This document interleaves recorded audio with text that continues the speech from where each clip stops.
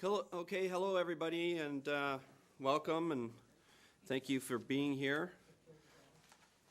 We are the Standing Committee on Economic Development and Environment, and this is our opportunity to have a public briefing on the Northwest Territories diamond mines with the Department of Industry, Tourism and Investment, with the Honourable Wally Schumann with us.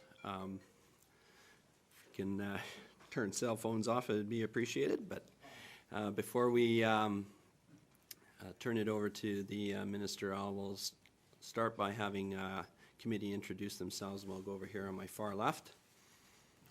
Hey, good morning or good afternoon. Sorry, welcome, Herb Nekamek from the Nukput. Good afternoon, Danny McNeely, Satu Region. Hello, Julie Green, Yellowknife Center. Kevin O'Reilly, Frame Lake. R.J. Simpson, Hay River North. And I'm Cory Vanthuyne, MLA for Yellowknife North and the Chair of the Economic Development and Environment Committee. We also have with us today from research our researcher Gustavo Oliveira, and as well from our clerk's office, Sarah Kay. And without further ado, Minister, I'll turn it over to you for introduction of your staff and any opening remarks you may have. Thank you. Thank you, Mr. Chair. I'm pleased to be joined today by representatives of the Northwest Territories Diamond Mines.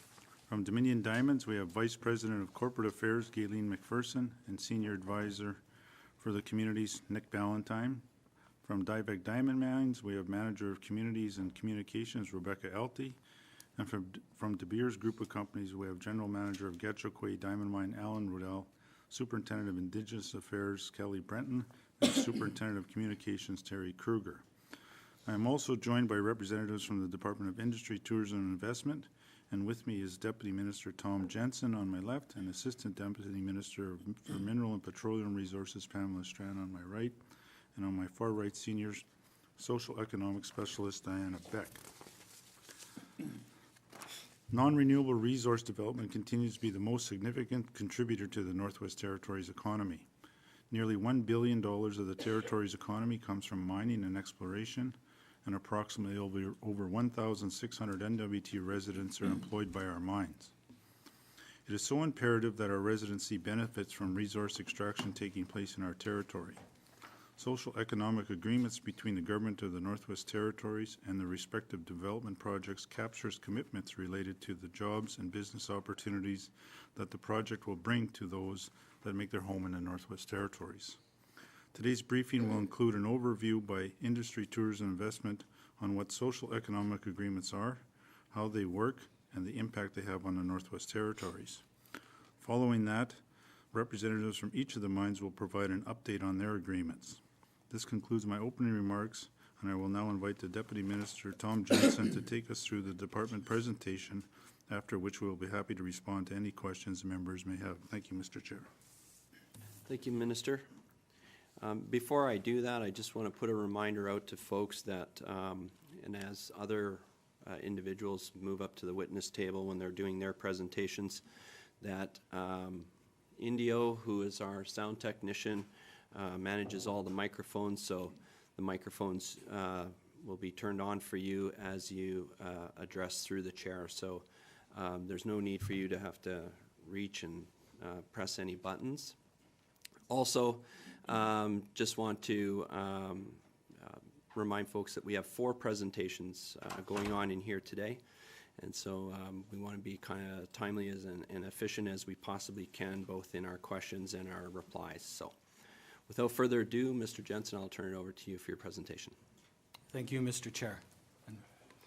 I'll start on slide, everybody has a copy of the deck now. I'll start on slide 2, which is essentially an outline of the presentation. And I will go fairly quickly, as the chair has requested. I'll go fairly quickly through the presentation, but I do want to address the question about what CS are and what they're intended to do. I want to be clear on where the active mines and the agreements are currently in place. Some discussion around our monitoring tools, and there will be some slides on overall results around procurement and employment, some more discussion on indicators and the reporting process. So that's the framework of, or an outline of the presentation. So moving on to slide 3, as the introduction. Well, what are SIAs?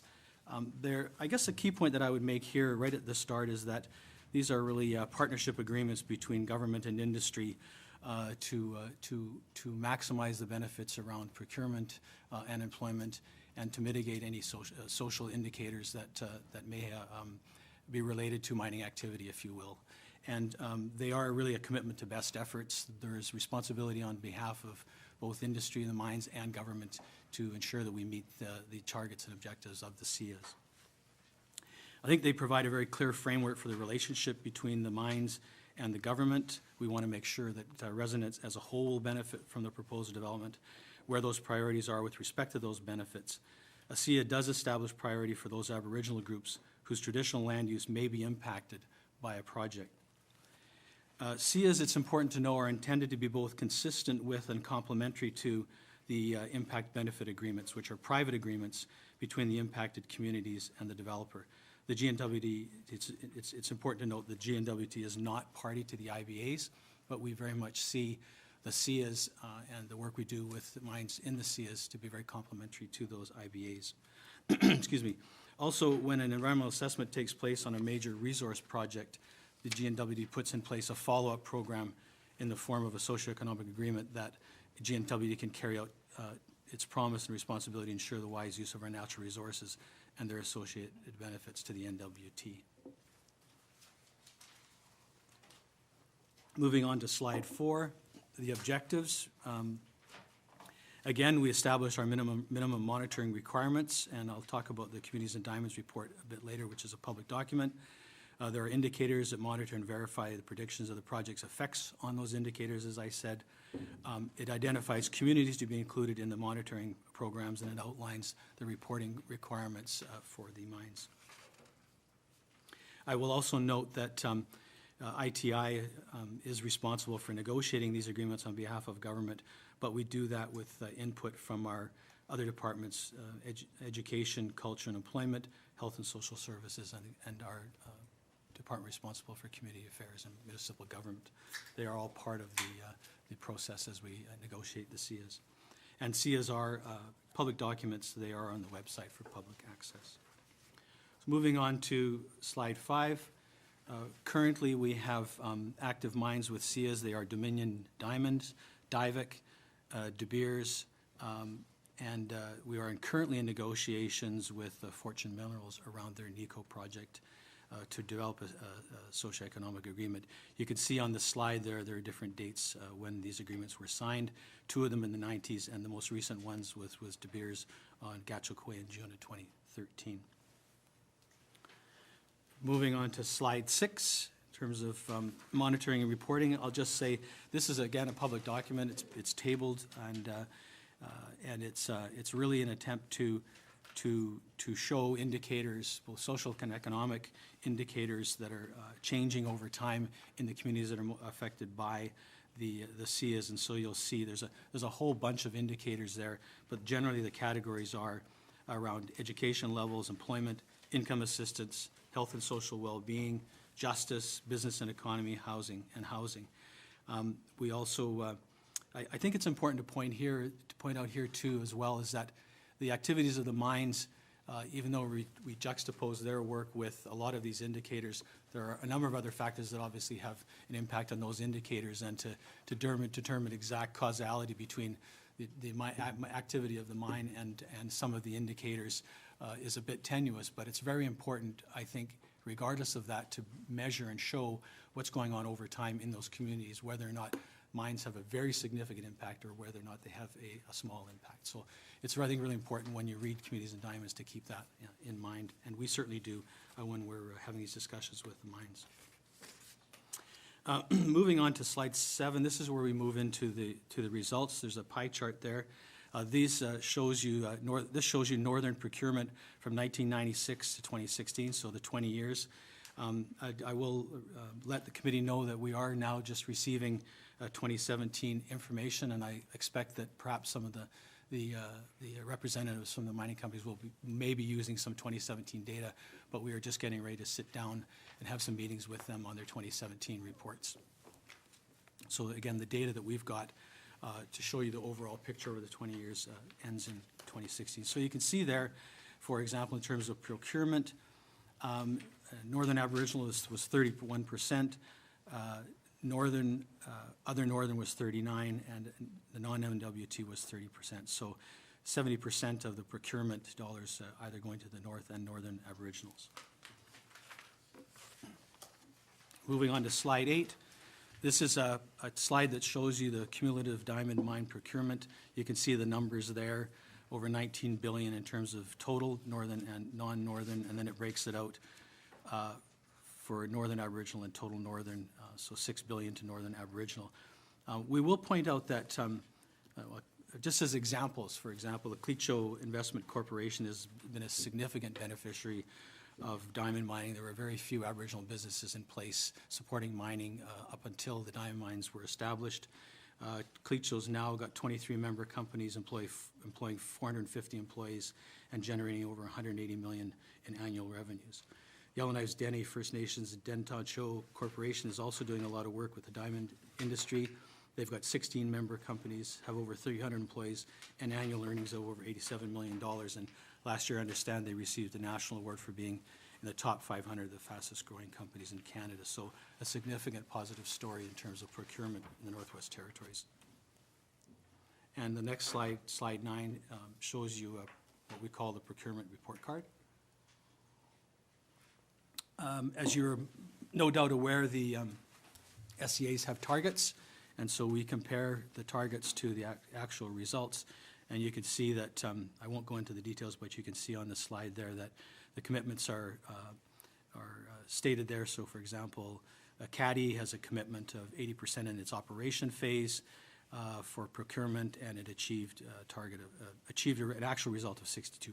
So somewhat short of the objective, but a significant result nevertheless. And I have to say that we as government continue to work with the mines. We look at these targets and we continue to work with them and try to figure out ways that we can continue to try to strive to meet those targets. I think it's also instructive for the committee to know that there are different challenges with respect to whether we're in a construction phase, an operations phase, or a closure phase, primarily based on the fact that there are different skill requirements in those different phases, and the targets are variously challenging to meet depending on what phase the mine is in terms of either construction operations or as Snap Lake in the closure phase. Moving on to slide 11, there's a slide there on cumulative employment. Again, significant numbers there. I won't read them out. You can see for yourself as a committee. I will just give you a little bit more detail on the differences in terms of construction operations and closure.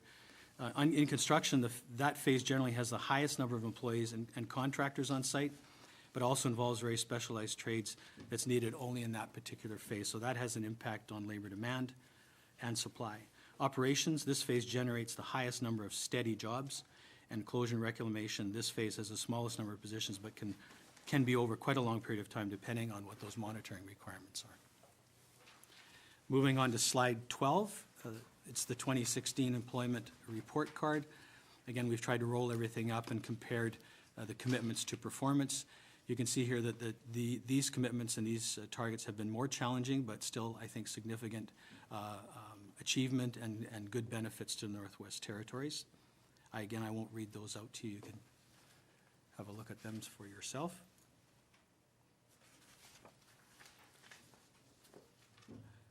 I've already actually touched on this, slide 13. These, again, are the indicators that we monitor. I won't spend any more time on that. I think if you're interested in more detail on that, there's, I think, over 30 indicators, but they're all in the Community Diamonds report. I think moving on to slide 14, in terms of strategies, we try to line up the government strategies that can have an impact and support these SEAs. So, for example, the mineral development strategy is one where we try to align what we're doing with mineral development strategy and the commitments in SEA and the government's commitment to support mining companies in getting to meet their targets. I would also note that Skills for Success is another important strategy that supports the work that we're trying to do with the mining companies in terms of preparing the labor force for the jobs that indeed are available. I'll go to slide 15 around community engagement. This is a very, very important part of the process. There are annual community visits by the GNWT departments and representatives of the diamond mines. There's meetings with the affected Indigenous organizations, the IGOs. We do things like socioeconomic trade show style events. There's special workshops, for example. There was one on barrier to employment participation in the resource industry and within Northwest Territories Native Women's Association. So lots of engagement with the community, and I think they just would, I'm looking sort of at Pam and Diana right now, I think we were out in December and January with our latest round of community engagements. It's a very important part of the process to hear from communities and to have a good sense from them and dialogue with them on how they feel that the SIAs are meeting their benefits, or meeting the benefits that we're trying to achieve. So to wrap up on start to wrap up, I guess, on slide 16. These are some of the challenges, the successes and challenges we have. Where there is a challenge, we continue to work on building the skilled labor force. Unless we do a good job of skilling the people, they're not available to be hired by mines, and so it's a bit of a challenge in terms of meeting those targets, or it can be a challenge. Pickup points are always a bit of a challenge in terms of designated pickup points in the agreements. Say that there's sometimes challenges in terms of the economics of that, the number of people that are actually available to be picked up, and how you manage all that in terms of cost. There are operational issues. For example, Caddy had a major fire, which set them back significantly in terms of made it challenging for them to meet their targets. I guess I already talked about the mining phases and whether it's operational or whether or not it's closure or whether or not it's construction and those kinds of challenges. So, and then in terms of GNWT programs, as committee knows, there's always challenges in terms of aligning and directing those programs, making sure we're doing the right thing and making sure that those programs are resourced sufficiently. So I'll end there on slide 17 in terms of, in conclusion, again, we monitor and report on several indicators on the agreements. It's all public. It's produced annually and it's made public. We continue to try to make links with other GNWT strategies like mining development and skills. There are annual senior official meetings with the mines, which I did not mention. We have them annually. We sit down, we look at the reports. In the last meeting we had, we've decided that we would take a look at meeting more often, perhaps quarterly with the mines, to rather than sit down every year and say, well, how did we do? We might want to say, after the first quarter, how are we doing and what can we do to make sure that we can do as much as we can over the year to meet our targets, as opposed to waiting to the end of every year. So we've been having those kinds of conversations with the mines as well. So I will stop there, and thank you very much for your time. I hope that gives the committee at least a good overview of where we are at with the SIAs from the government perspective, and I look forward to hearing from the individual mines on their reporting. So thank you very much. Mr. Jensen, comments, questions from committee? Start with Mr. Testart.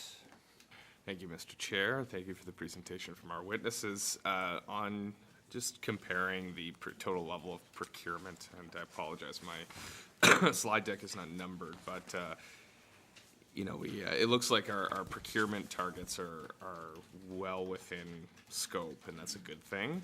But when you look at the total level of employment, it looks like there's a great deal of improvement that we can make with 50% of mining employment taking place outside of the Northwest Territories. So what are we doing to address the challenges with workplace? I mean, I appreciate that we're going to trade shows and we're participating in career fairs and that kind of stuff, but you know, how are we supporting people or in mining employment in terms of developing the skill sets the mines are looking for? Thank you, Mr. Chair. Thank you. Mr. Jensen. I think there's a number of places. I think the key place is making sure that Skills for Success is lined up with the needs of the employers. I think that's an important piece, and I think if you look at that document, that's certainly the intent of it. I think it's also important, I think, in terms of the community well-being and then the health and social services programs that are available to to address social issues that are currently in the community, because that's often a barrier to employment. And so any of the programs that we do as a government to mitigate those kinds of challenges in communities around being ready to work and being ready to be trained and getting to that place where the actual training and the Skills for Success program can actually make a difference in terms of getting people skilled up and ready to work on a consistent basis. So I think all of those things, MLA Test Start, can contribute to making sure that we are doing what we can do to create the pool of skilled workers. The other thing that I would say is, and we're just starting to have some initial conversations now with the mining companies, and perhaps we should be looking a little bit harder at immigration. You know, we have as a mandate target to bring in 2,000 people into Northwest Territories over the life of this assembly, and we're not getting there in terms of our target. And one of the things that we think we should be doing is looking at opportunities to use the immigration system to bring residents to the Northwest Territories that are skilled and available to do some of the work as well. I know there's a constant debate and challenge around making sure that we employ Northerners and that we don't displace those opportunities, but I think there's a delicate balance you have to play, and those folks that do immigrate here would become Northerners. So. Thank you. Further, Mr. Testart? Thank you, and my concern is it's not new Northerners or new Canadians coming here to do the work. It's that a lot of the employment is taking place outside of the territory, and we're missing out on the economic opportunity that those individuals would present in our workforce and in our communities as contributors to the local economy. Is there any work being undertaken to look at how we can use SEAs to better benefit our workforce development goals? I'm thinking of things like scholarships or investments in post-secondary infrastructure and education programs. I mean, it's fine to have an SEA that has a target of total employment, but if the skills aren't present in that community that can feed that employment, you're never going to hit your targets. It's just impossible. And we don't want to set up SEAs to fail. So are we doing any work to look at how we can make SEAs more effective at being targeted at workforce development, in particular to secure the participation of Indigenous peoples in the mining workforce? Thank you. Thank you. Minister Schumann? Thank you, Mr. Chair. And I've said this a number of times in the House. I've been on both sides of these deals already. I'm probably one of the lucky people that have done that and understand how it works. In our own particular IBA that I negotiated, we have scholarship targets, we have training targets, we have all these things. And the mines are working very hard with us. They've made commitments to doing that through those SEAs and the IBAs. But I think the challenge as government to increase our northern workforce is a lot more complicated than people think. Let's take my son, for example. I'll throw him under the bus. He worked at the diamond mines. He made a ton of money, and he's very young. But he's a good example of somebody that did not appreciate the 2-and-2 workforce. He did not like it. It didn't work for him.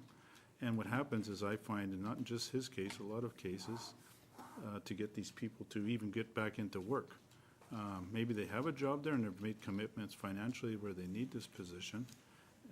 But the challenge is to get them to get back into work, and that trickles down into the community, some of these social programs and social issues that happen with some of these people. But the other side of it is to develop our workforce in a meaningful way that will benefit from these opportunities that exist in the mines. And I think we have to continue to look and work very hard with the mines, and particularly around education with the Skills for Success, and how we were going to line some of this stuff up to make it work a little bit better and maybe get in a little bit earlier. I know, the sooner you get into these schools and explain to the students the opportunities that are there and what do they like and what do they want to be a part of, it makes it a lot easier to maybe go in on your job on a 2-and-2 rotation.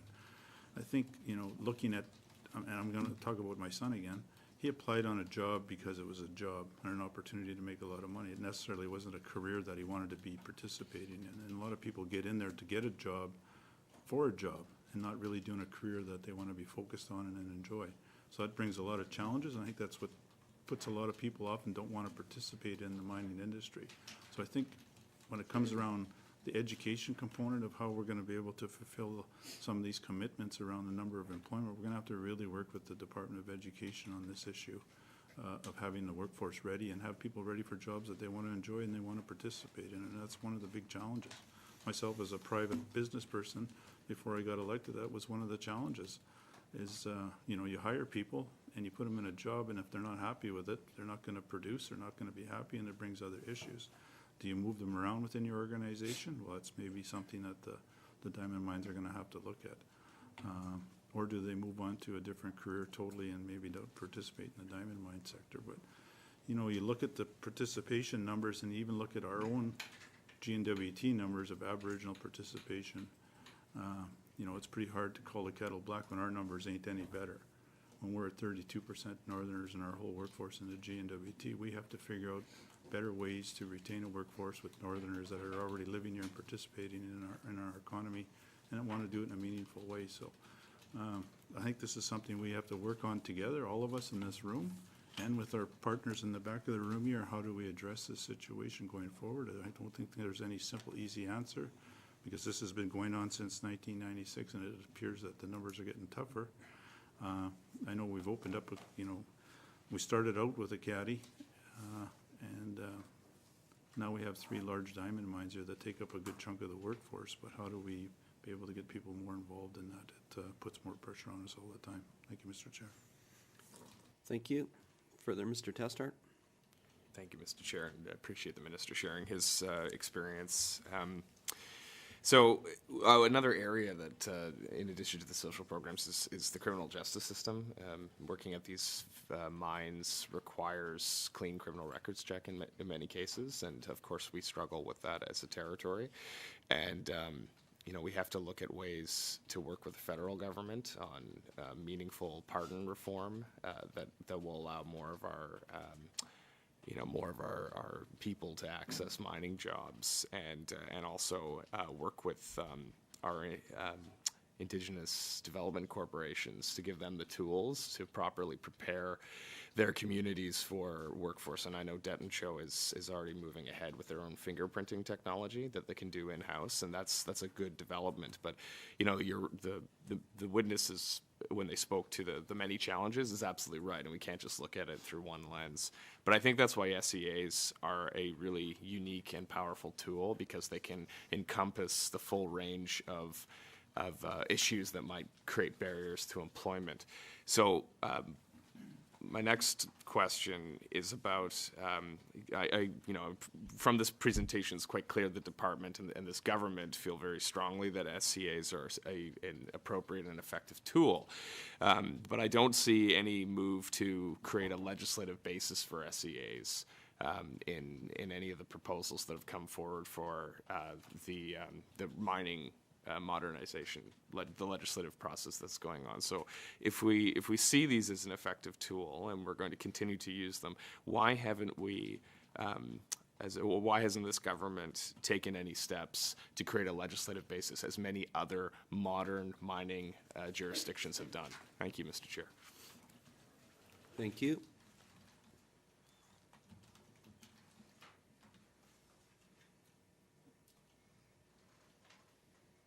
Ms. Strand. Chair. Yes, we are currently looking at various mechanisms or tools within the Mineral Resources Act with respect to targets such as that are included within the socioeconomic agreements. We also have recently committed to a workshop looking at site access issues that could include, you know, the criminal records checks. And that was an action that came out of our recent community visits. So we're working on proactive mechanisms to get to some of those issues. Thank you, Mr. Chair. Thank you. I'll have to go next in line if you care to be put on the in the queue, Mr. Testart. Next I have Ms. Green. Thank you, Mr. Chair. Mr. Chair, I want to ask a question that follows on from my colleague's line of questioning there. So there's been 20 years of employment now at the mines. How have the numbers fluctuated in terms of northern or non-northern content over that 20 years? Is it Was it higher at the beginning and lower now? Is it consistent year to year? I'm trying to get a feel for how it's fluctuated over time. Thank you. Thank you. Ms. Beck. From the 20 years, we've seen with a lot of other industries, a lot of positions are getting more skilled, more technical. As technology advances, more requirements for skills and training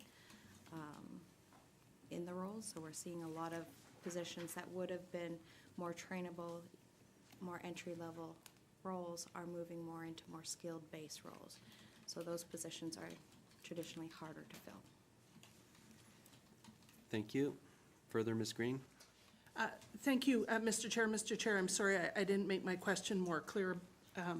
So the kind of detail I'm looking for is that 51% is the average for the 20 years. But what would it have been in the year 2000 or in 2009? Just 2 random years. Are the numbers going up of the northern content? Are they steady, or are they going down overall? Thank you. Thank you. Minister Schumann.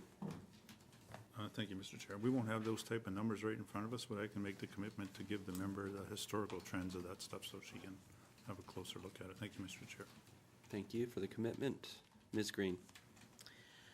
Thank you. I look forward to seeing that information. The reason I'm interested in it is because the NWT has had 20 years to figure out how to attract people into these jobs and to provide them with skill development and other barrier-breaking initiatives that will help people obtain these jobs. And so I'm trying to get a feel for what has worked and what hasn't worked. I appreciate that this is not a job that everybody wants, but I do see that the government has put a lot of effort into this, but I don't have any clear understanding of what they have gotten out the other side in terms of bringing the barriers down to get the people in. Thank you. Thank you. Comment noted. To the comment, Minister Schumann. The one comment I do want to add, I guess, is other jurisdictions don't have SEAs, so in our particular case, we have them here. The mines are participating in them, so when you look at it in that context, they're working.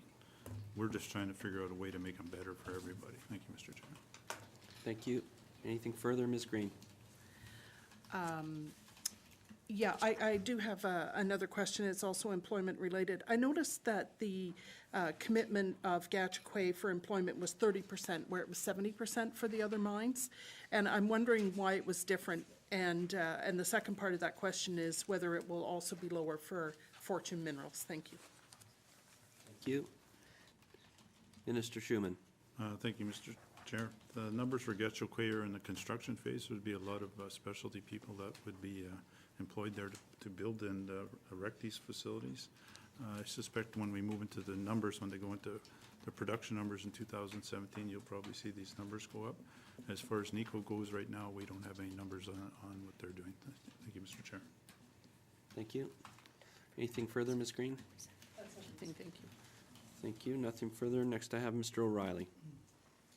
Thanks, Mr. Chair. Yeah, I just wanted to talk a little bit about, the minister said that there are other we're one of the few jurisdictions that has these socioeconomic agreements. I'm not convinced of that. I think there are a number of other jurisdictions that have socioeconomic agreements. Boise's Bay Development Agreement was negotiated in 2002 between Newfoundland and Labrador and INCO, and I'm just going to list a few of the provisions there. $10 million from INCO for an endowment to Memorial University, another $10 million for an innovation center at Memorial University, $130 million in research and development commitments, including a site to process concentrates in Newfoundland and Labrador, $95 million commitment in underground exploration and development to prolong the life of the mine. There's an experts panel that can independently review the plans for the mine, and one or more offices for the development and operation of the mine, including engineering services and information centers to be located in 3 Newfoundland and Labrador communities. So the province of Newfoundland and Labrador seems to have taken maybe a longer term approach to socioeconomic agreements, and I understand we weren't in the same place that they were when some of these agreements were negotiated. this is a province, they had jurisdiction over their lands and resources. But we're certainly in that situation now. So can we expect to see future socioeconomic agreements looking at other ways of investing some of the shared revenues to provide more of a legacy project or more legacy benefits? Or are we going to stick with these sort of non-binding targets and best efforts, as your deputy minister said, in the sort of the way that some of these agreements have been negotiated? Thanks, Mr. Chair. Thank you. Minister Schumann? Thank you, Mr. Chair. I think there's some opportunities to have those type of discussions as we move along with the MRA Act. I get the member's point, Boise Bay, well, that's a different monster altogether. It's a huge one. I'd have to investigate some of these other agreements if they're on private lands versus public lands as well. There's all kinds of different variables, I think, that are there. But the other thing is to consider with us is we are such, I've been traveling around all over the place promoting mining in the Northwest Territories, and we are a very high-cost jurisdiction. And we have to balance these things off. The other things that's not mentioned in the members' comments is we have IBAs. There's a significant cost to mining companies to implement these things and be our partners to help promote the economy in Northwest Territories, and particularly help the Indigenous groups move forward and be part of the economy, which is, they've done a great job when you look at the numbers that are in front of us here today. But I think the whole intent of these SEAs, as I said, is how do we move this whole jurisdiction together forward as a whole and try to benefit from them. At the same time, we do have to be, I think we have different positions ourselves. Kevin and I, the member, can agree on that these are a business. They have to make money at the end of the day. And a lot of these guys are tied to shareholders. There's a lot of moving parts of these things. But I don't think anyone in this room is going to sit here and say we're not trying to do our best to make it better for all Northerners. Thank you, Mr. Chair. Thank you. Further to that, Mr. Jensen. Thank you. Thank you, Mr. Chair. I just wanted to add that I'm sure that when the diamond mining companies do their individual presentations, I'm sure they'll share with the members a series of investments they're making in the communities ongoing with respect to education, training, scholarships, community events, that kind of more legacy investment, if you will. So thank you, Mr. Chair. Thank you. Further, Mr. O'Reilly? Yeah, thanks. I don't need to get into a debate with the minister here. We'll have lots of chances to do that. But, Labrador is even perhaps more isolated than we are. And Inco is even a smaller company than perhaps some of the ones that we've negotiated with around some of the diamond mines. But given the experience that may exist in other places, what sort of reviews have we carried out, or independent reviews have there been that we've commissioned on looking at evaluating the socioeconomic agreements that we have now and how we can improve those in the future? And can the minister share some of that? If they've done those sort of evaluations, can he share those with the committee? Thanks, Mr. Chair.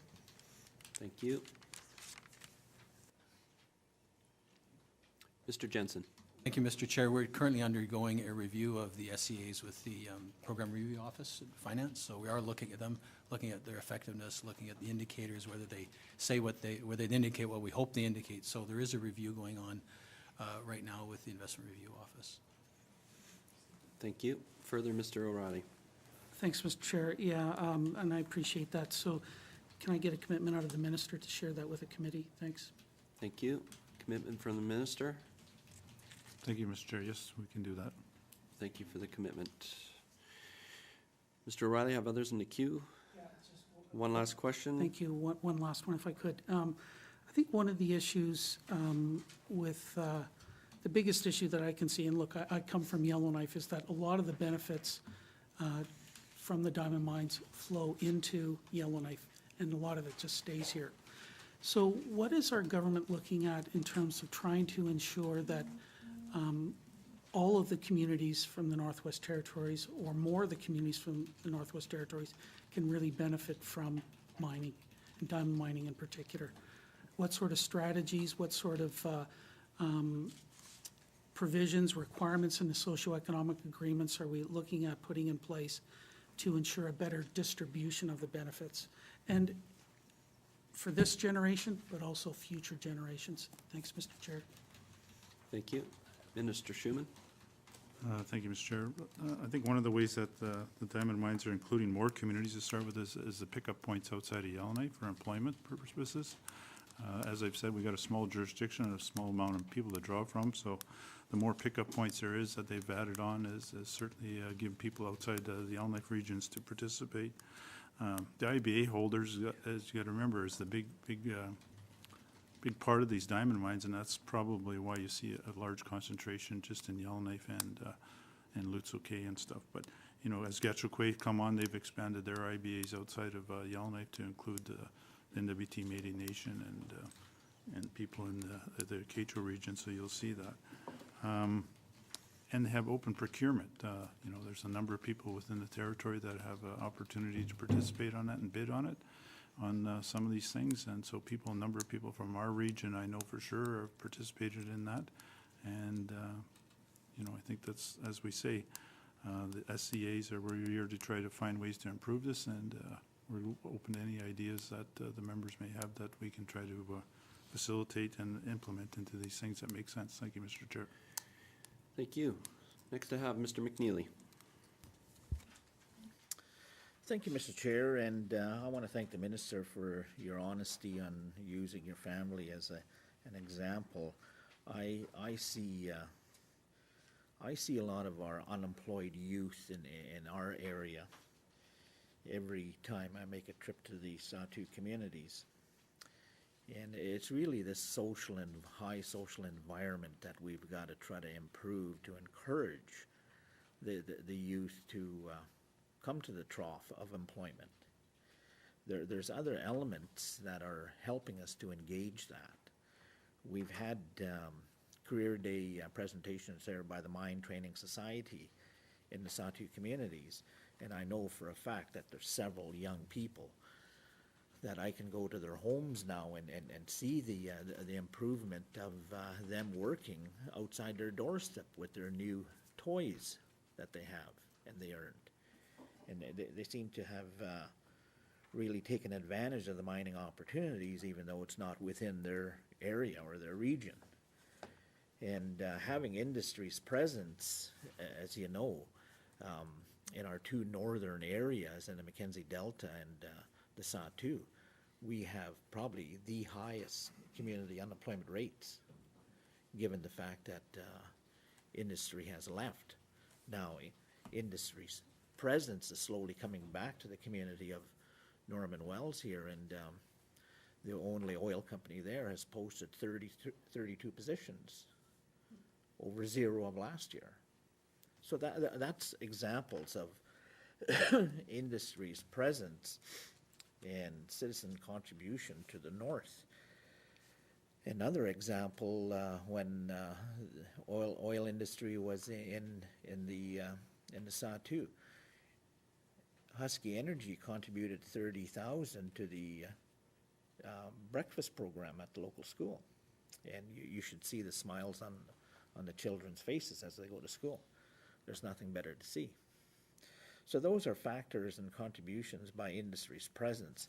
We can look here to industry's presence at the Litzel K concrete floor and the Betchico complex contributions, the Bailey House, and the list goes on. So I encourage the more effectiveness that we can bring to these IBAs. In our case, we call it Access and Benefits Agreement, these socio-impact agreements between industry and government. Government has a lot to offer. Our federal government counterparts made a contribution to the Mine Training Society just last year for a training allowance. So there's other resources there that is available to improve, but I think we got to get the message to our young people that it's a real emphasis on their part to meet us halfway. So I share that that experience and that information and look forward to the progress of your numbers to more emphasis on improvements towards efficiencies. We have the numbers, we have the history on data here, but I think what we have to do is go out and encourage the young people to stay there and turn it into a career. The tools are there.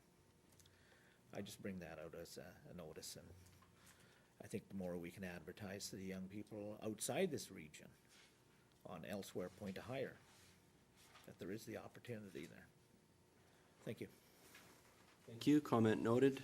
I want to be mindful of the time, folks. We have 3 other presentations, and we have others in the queue here. So let's really try to be pretty concise as it relates to questions and answers. Next, I have Mr. Simpson.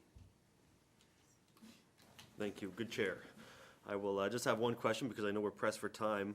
We're looking at the indicators monitored in the slide presentation here. And I just went back to the Acadie socioeconomic agreement, and it talks about the indicators. They're going to be reviewed on an annual basis, and the GNWT will meet with the mine to develop plans of action that could be used to improve the results.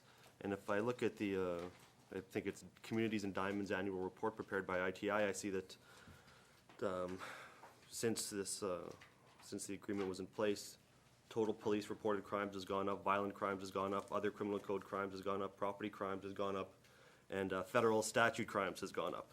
And so given that this SEA says that these indicators are going to be monitored and then plans are going to be developed to address them, could I get some details on what's being done to address these issues? Thank you, Mr. Chair. Thank you.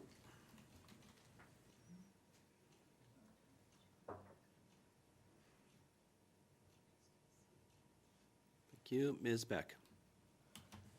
There's a couple things that happen with when you're monitoring data for 20-plus years. If we take a look at the justice crime-related stats alone, we've had changes in the definition of the crime that has occurred in the 20 years, which also affects the data. And also there's when you're looking at the data and the trends, it's also important that we don't see a causational link. We have a correlation. And we do work with the Department of Justice on not only an annual basis, but on a technical level on the data that's available. Thank you, Mr. Chair. Further, Mr. Simpson? Thank you, and I get that over 20 years there's changes, and we can't attribute it all to the mines, but it's in the agreement, and it's in a report that was just published this year, and so it's obviously imperfect, but I mean that's what the GNWT and the mine agreed to. So I guess my question was, what was being done to address these issues, and it doesn't sound like anything's being done. So I guess it just goes to the strength of these agreements, and I guess the commitment of the GNWT to carry out its obligations under it. So I have no further questions, noting the time. Thank you, Mr. Chair. Thank you. Comment noted. To the comment, Minister Schumann. Thank you, Mr. Chair. I think as the deputy said, the program review office is having a look at the effectiveness of these SCAs, and maybe that is something that they're going to dial in and bring something forward, and we can have a look at it at that point. But it's something I think we need to keep an eye on as the members brought forward. Thank you, Mr. Chair. Thank you. Next I have Mr. Nakamayak. Thank you, Mr. Chair. Now, thanks for the presentation. Everyone's talking about indicators. I won't reiterate too much. Looking at the employment rates between Aboriginal or Indigenous and non-Indigenous and out of territory, obviously these mines have reach around the world, and I'm sure we can look at other models that work. I've been to mines in different countries, and they employ about 90% of their region, and I see here there's a big gap. I'm just thinking as we go into the next year and the last year of the assembly, moving into the new one, what could we learn from this, and how do we move forward so that we could actually make improvements and use this as a gauge mark and not something that we come back to? We seem to be talking about the same issues over and over, not necessarily here, but within the government. I think this is one opportunity where industry and the government could actually make like a positive impact for Indigenous people. I just want to hear the minister's and maybe industry's opinions on that. Thank you, Mr. Chair. Thank you. Comment noted. Any reply to the comment? Minister Schumann. I guess it goes back to what I was saying here about calling the kettle black. We have our own employment number issues within the GNWT. I think this is more of a, it's not just a mine issue, this is a territorial issue. But when you really zero in on it, and you know, we can have all the policies you want and all the aspirations we want. But one thing I come back to on a lot of these things around employment, and particularly in some of the smaller communities, and how do we educate our people, is the local leadership as well. And you know, what child belongs to a community, not to a set of parents. And I think we need to, you know, have those tough conversations across the whole territory on how we are going to try to change the social fabric of our territory as a whole. And you know, a lot of people don't like having those conversations, but I think a lot of this conversation needs to take place at the local level as well, too, to prepare some of these young people going forward. Thank you, Mr. Chair. Thank you. And I'll put the final questions to Mr. Testart. Thank you, Mr. Chair. I just wanted to go back to the SEAs and dig into this a bit more. So, what happens if SEA commitments aren't met? The department or the witnesses provided us evidence on how they're monitored, but what happens if they're not compliant with what's assigned in the agreement? Thank you. Thank you. Mr. Jensen.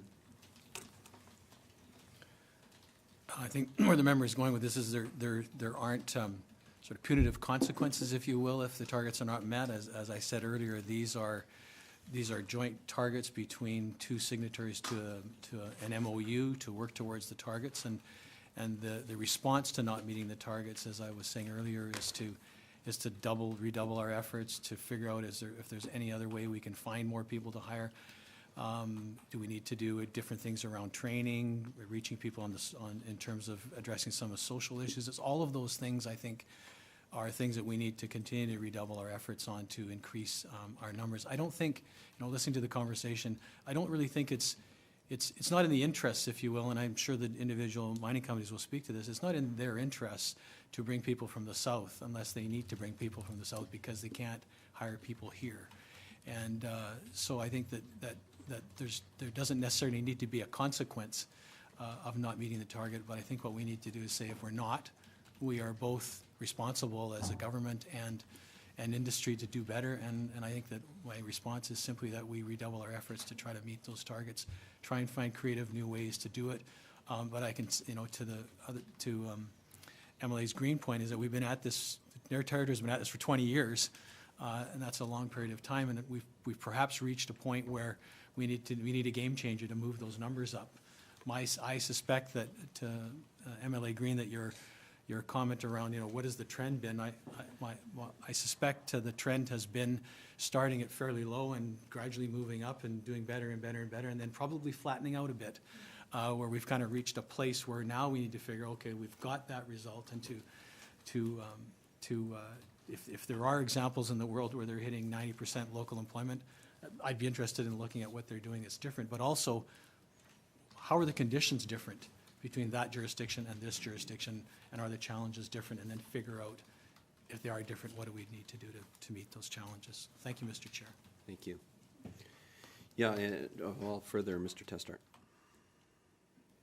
Thank you. So these are voluntary agreements with industry. That's how they'd be characterized. So just, you know, with all due respect to the witnesses' comments, the minister earlier said that, you know, these are businesses and they need to run like businesses, and their interest is being productive businesses, and that means finding the labor where you can find it, and ultimately,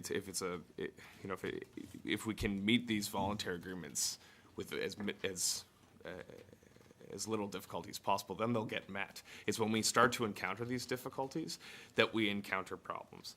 But I want to go again to a legislative basis for SEAs. If you legislate SEAs, including how they're monitored, potential remedies if the commitments are met. You provide certainty to industry that in this jurisdiction, this is a way we partner with industry directly. Has the department looked at other jurisdictions where SEAs have been, there's a legislative basis for SEAs, and are they contemplating that in the current mining work going forward? Thank you. I'll make this the final question. And thank you. Turn it over to Mr. Jensen. Well, thank you, Mr. Chair. So we have started to look at some of those other jurisdictions. We've looked at Saskatchewan, for example, and that's very similar to what we're doing in terms of a best efforts approach. Quebec has some legislation, but when you look at it, kind of leads to a best efforts approach as well. So there's legislation and then there's legislation. I think where the members going to with this point is that, is there legislation with some consequence or remedy, as you put it? And it's something to look at. Whether or not that will improve the results or not, I'm not sure, but looking at other jurisdictions and digging deeply into those and talking to the officials might make some sense, as opposed to just kind of looking at it at a higher level and saying, well, this is what they do and this is why. I think maybe looking at results in those jurisdictions would be the place to go. To your point, if I could, Mr. Chair, to your point, Emily Testart, on the voluntariness of the agreements, I think that's one way to put it. It's also I think these are agreements of common interest that we move forward on a common set of goals, but they also do follow, I think I was saying in my presentation, they do follow from the environmental assessments too. So, for example, we are now negotiating the one with Fortune Minerals for the NICO project. The negotiations that we're doing at the table around commitments and targets is related, it draws back into the environmental assessment commitments as well. So there is a complementarity, if you will, to those other tools like the environmental assessment, what the expectations and commitments are that come out of that. How does that actually translate into a robust socioeconomic agreement? Thank you, Mr. Chair. Thank you. Okay, and thank you to the Minister in Industry, Minister Schumann. If you have any final comments, you can share them at this time. Thank you, Mr. Chair. I thank the members for their questions today, and I'm sure you can have a number of questions for the mining companies when they come up here. But I think, as we all know, and I think we'll agree around the room here today, is these aren't easy challenges. It's been going on for 20 years. And how do we cut to the chase and get our workforce to a higher, meaningful number that will participate in not only in the mining industry, but everything else? Like I've said, we can't call the kettle black here when the GWT is at a no better number. And us as legislatures of this territory, that's one of the challenges that we have, and I think that's why we've all put our name forward to get elected and try to change the environment particularly for the young people moving forward. And if we all come up with a collective idea how we can do this and help each other, not just on cabinet side, but all members of this assembly, we can make the territory better for everybody. Thank you, Mr. Chair. Thank you, and thank you once again for your presentation and your time that you've provided today. And without further ado, I'm going to ask representatives from Dominion Diamond Mines. I believe we have Gayleen McPherson and Nick Ballantyne to take the witness table.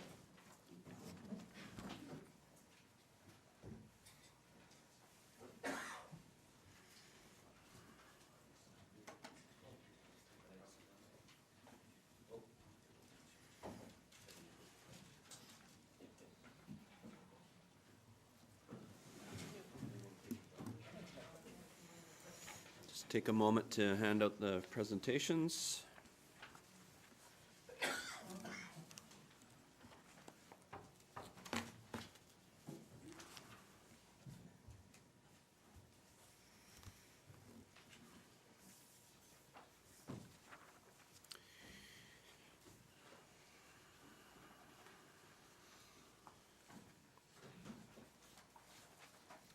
All right, Dominion Diamond Mines, thank you for coming and presenting with us today. We're grateful and appreciative that all the diamond mines have come and taken some time to present to us. I think we've had well-intended,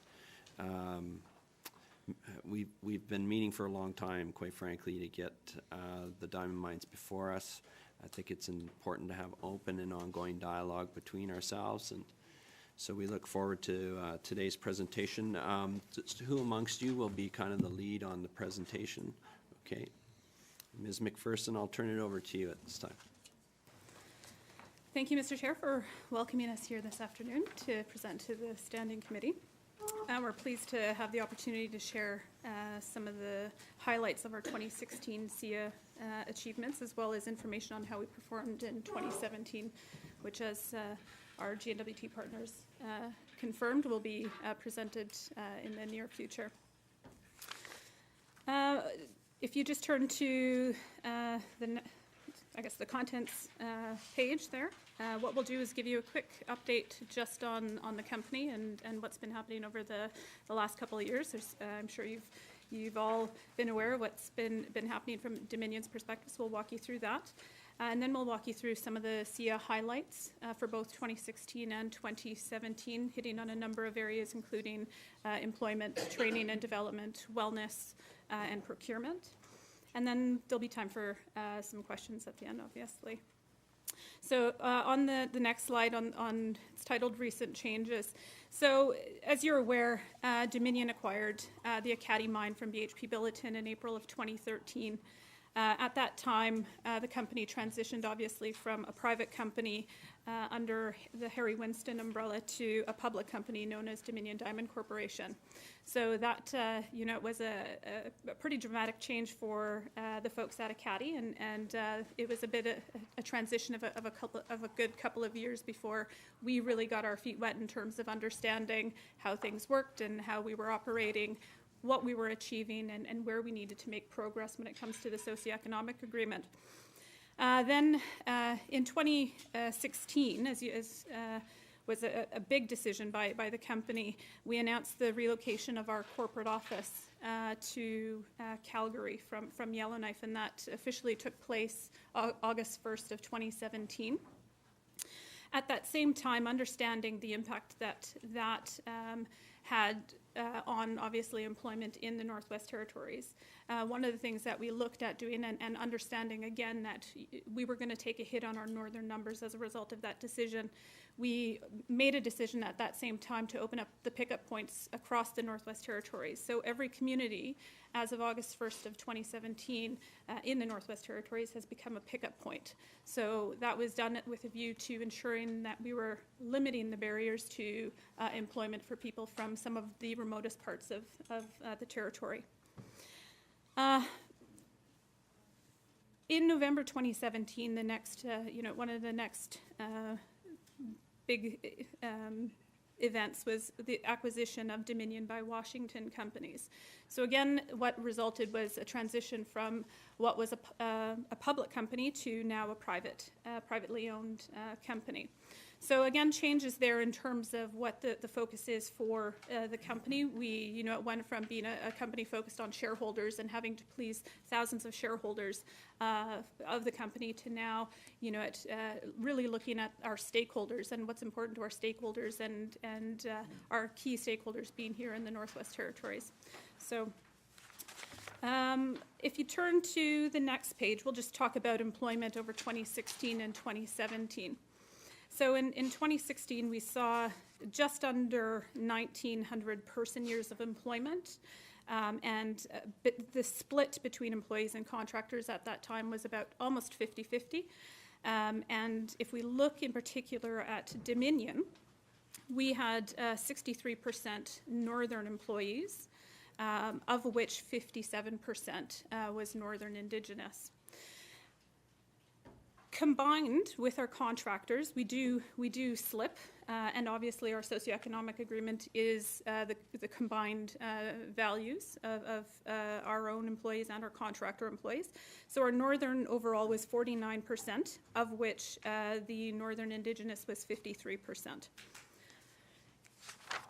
In 2017, Dominion did see, as anticipated, we saw a reduction in our overall northern numbers, and that is attributed to the relocation of the office to the head office to Calgary. So we achieved 54%, of which 62% was northern Indigenous. And if we look at the improvement of our contractor numbers, they actually went from 34% in 2016 of northern employees to 38%. So an increase there in terms of the performance of our contractor workforce. Combined, though, that still left us at a 47% northern employment number, of which 58% was northern Indigenous. So what we're seeing is, on the whole, you know, we did struggle, obviously, from a Dominion perspective in achieving our employment targets, partly because of the relocation to Calgary. Our contractors, through the work that we've done with them over the last few years, have improved their performance. And I think one of the good news stories that we see is, despite the reduction of our northern workforce, we actually maintained our northern Indigenous workforce, which is a good news story for us, because you know, one would assume that if your northern numbers decreased, your northern Indigenous numbers would likely decrease as well, and we actually maintained those through the transition to Calgary, so that's good. Turn to cumulative employment. So from 1999, we've had over 28,000 person years of employment through the Acadie mine. So some good numbers there. On slide 6, we'll talk about training and apprenticeships. So in 2016, we had over 61 employees in various stages of apprenticeships. So of those 61, 51 were northern, and of those 32 were northern Indigenous. So this is a combined number between our own employees and our contractor employees. In 2017, we had 54 employees in various stages of apprenticeship, 43 who were northern, and of those 53% who were northern Indigenous. So if we just look at the cumulative training and apprenticeships for Acadie from 2003, there were 105 individuals who completed apprenticeships at the Acadie mine. 35 of those were Dominion, and 70 were contractor apprentices, whether it be through Aurora Ford, Procon, or Finning. And you can see at the bottom there the areas in which the mine has apprenticeships. And we're pleased to share that so far in 2018, so this year, a further 4 Dominion apprentices have completed their program requirements and are now journey persons as well. On slide 8, we'll just chat about some of the programs that we partner with other organizations on, or programs that we have in-house to support the development of our employees. So the first partnership, and it's a critical one that our GNWT partners spoke about, is the Mine Training Society. So we've been long supporters of the Mine Training Society. We have an employee who is a director on the Mine Training Society, and we continue to participate in that way. And we participate by providing work placements for students that are participating in some of their training programs. So we've had students from processing, surface mining, and underground mining programs come and complete their work placements at the Acadie mine. And we've actually got 4 students commencing work placements with us as we speak. So, the Northern Leadership Development Program is for those of you that don't know the history behind it, it's actually a program that was started by our friends at DIVIC many, many years ago. And eventually Aurora College took it on as a program that they would sponsor, and it's open to any industry organizations that want to participate. And so since we acquired Acadie in 2013, we've actually supported 21 NLDP participants. And so these participants are northern employees that we want to develop and hopefully grow into supervisors and managers one day. And a great program that it covers a number of different programs, presentation skills, business writing, all of that kind of stuff. So really good program. In 2013, when we acquired Acadie, one of the first things that we wanted to assess was how well Acadie was doing in terms of developing employees into, in particular, our Northern Indigenous employees into supervisors and even more senior folks. And one of the things that we saw was, our numbers were not great. And when we looked at the reason for that, there were still a lot of essential skills in terms of reading, writing, and computer skills that some of our well-seasoned employees were still struggling with. And in our socioeconomic agreement, it actually says that we're required to have an adult educator only for the first 10 years of operations. And so at some point, our predecessors went away from the adult educator. And it's something that we brought back in 2014. And we're seeing some really good success in terms of bringing that role back. Our adult educator really assists and is the driving force behind our apprenticeship program. So she, as well as sits on the apprenticeship board with ECE and is a vital contributor there. And she's the one that really holds the apprentices and our supervisors accountable for making sure that our apprentices are successful in their schooling and in acquiring the skills and knowledge that they need to be successful. One of the programs that we reintroduced was, again, the General Education Diploma program. So we've had well over 30 people participate in that GED program, and it's a program that's open to our own employees and our contractor employees. Right now, we've got over a dozen people who are currently in that program. And again, it's a program that the adult educator oversees, and it's focused on ensuring that some of those math, sciences, reading, writing, and computer skills are, being raised across our workforce. I think one of the other things that it's important to point out that our adult educator also does is there are times where we have candidates who may not have a high level of education, but who certainly have work experience and skills that they can contribute. And so oftentimes what we'll do is have our adult educator do a kind of a pre-employment assessment just to determine where they're sitting in terms of their skills and whether it's at a level that they can still be successful and safe in terms of working at the mine site. And then, if we choose to hire an individual in that case, the adult educator will work with them kind of as a development program to bring their skills up to where we need it to be. So that's employment and training and development. If you turn to slide 10, we'll move on to business spend. So in 2016, our overall spend was $539 million.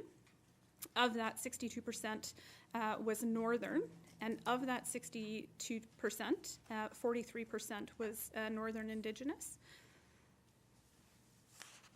So a total of $335 million for Northern spend in 2016. If you look at our business spend on the next slide through 2017, you'll see a spend of $476 million. And of that, $307 million is Northern spend. And of that Northern spend, 40% is Northern Indigenous.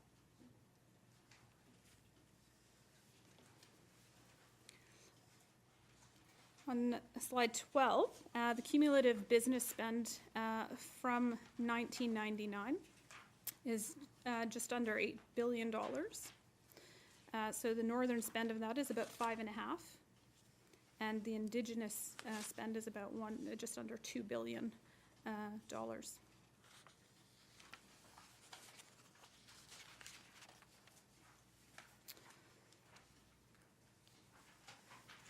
So we'll just turn our attention to community development. I know this was some of the discussion that happened during the Q&A just before. So in 2016, Dominion contributed $5.3 million to northern communities, and that's through IBA payments, IBA scholarships, and various community development donations. So we have an Academy Plus program that focuses on contributing to communities in various ways, and in 2016, some of the spend went through youth centers, food programs, including food rescue and breakfast for learning in our impacted schools, literacy programs, and traditional knowledge and cultural initiatives. In 2017, we contributed $6.1 million to northern communities through the same IBA payments, IBA scholarships, and donations. And again, large focus on schools and youth programs. We contributed to athletic programs such as some junior basketball, soccer, and track and field programs. And the recent Arctic Winter Games was provided funding. And we also contributed to cultural initiatives such as hand games, dog mushing, sewing, and traditional tattoos, Inuit tattoos. So from a safety achievements perspective, obviously, the safety of our employees are of utmost importance to us, and we're proud of some of our recent safety achievements. In 2016, our all-injury frequency rate was 0.77, and that was a big improvement over 2015's number, which was 1.06. In 2017, we were pleased with the further progress. That rate was 0.5, which is a significant improvement over the 0.76 that was the target at the beginning of the year. In the past year, so in February of this year, we reached another key milestone, working over 1.4 million hours without a classified injury, and that was since September 2017. One of the key aspects of of ensuring the safety of our workforce and at the mine site is our mine rescue team. And the mine rescue activities and the training are handled by employees and permanent contractors at the mine site, and they volunteer their time for the ERT.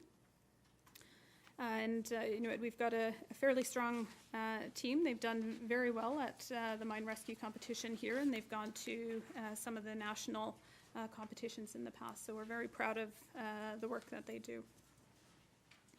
On slide 17, from a health and wellness perspective, we encourage a safe and healthy workforce, and we contribute to that in particular by having 2 site-based wellness coordinators.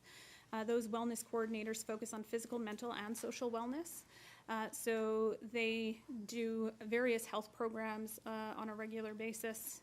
They work with GNWT's Health and Social Services on the WOW, or the Working on Wellness program, to focus on reducing preventable cancers and other chronic diseases through that program. We also have cultural activities and events on site. So whether it's bringing somebody in to do sewing, to do various arts, to our Aboriginal Day celebrations and whatnot, it's important for us to include that in what we offer at site. We do have wellness committees in our various work sites as well, and again, they focus on not just kind of the legislated requirements in terms of how we work, but also ensuring regular improvement in the performance and the health and well-being of our employees. We also have 2 counselors that regularly visit the mine site, and this is something that we feel is important and continue to support. The counselors are there for employees or contractors, and they're able to speak to somebody about any of their personal issues that may be impacting them. So we feel that it's a way to proactively provide an opportunity to employees to deal with some of the issues that could become bigger concerns for them in the future. Women in mining is slide 18. we are very much committed to increasing the number of women in the workforce. In 2016, females made up 16% of our employees, so that's not including our contractors. We're still working on a way to get the reporting of our of all female employees across our contractors as well. In 2017, this number did remain at 16%. We do think that had we not relocated the office and lost some of our long-term female employees, we may have performed even better in 2017, but unfortunately that's something that we'll continue to focus on. So what we did see was an increase in, the number of women in non-traditional roles. So in 2016, 70% of the women were in non-traditional roles, and we saw that increase to 75% in 2017. So one of the things that we've got in our business plan for this year is to develop a work plan that focuses on the creation of and implementation of various initiatives. So we're working with an employee group. It's a group of volunteer employees that will work with us to assess and develop various programs focused on increasing the number of women working at the Acadie mine. So that concludes our presentation, Mr. Chair. Thank you, Ms. McPherson and Mr. Ballantyne. You were a little quieter than the previous Ballantynes that inhabited this building. Yeah. So, if I can make a suggestion to committee, I think what I would like to do, rather than to roll into questions right now, if we can reserve those, I want to get these other two presenters up and have them do their thing, and then maybe what we'll do is we can ask questions cumulatively at the end, and we'll have a couple representatives from each diamond mine come up. But question of clarification, Ms. Green. Thank you very much, Mr. Chair. When you talk about your business spend, does that include wages, or is that money spent on contractors? Thank you. Thank you, Ms. McPherson. That would be money spent on our contractors, or vendors. So, yeah. Okay. So thanks. We'll ask you to maybe just take a seat at the back again. And at this time, I'd like to call up Diveck Diamond Mines, and I have Representative Rebecca Alty, Manager of Communities and Communications. Oh, and take a moment to hand out the presentations.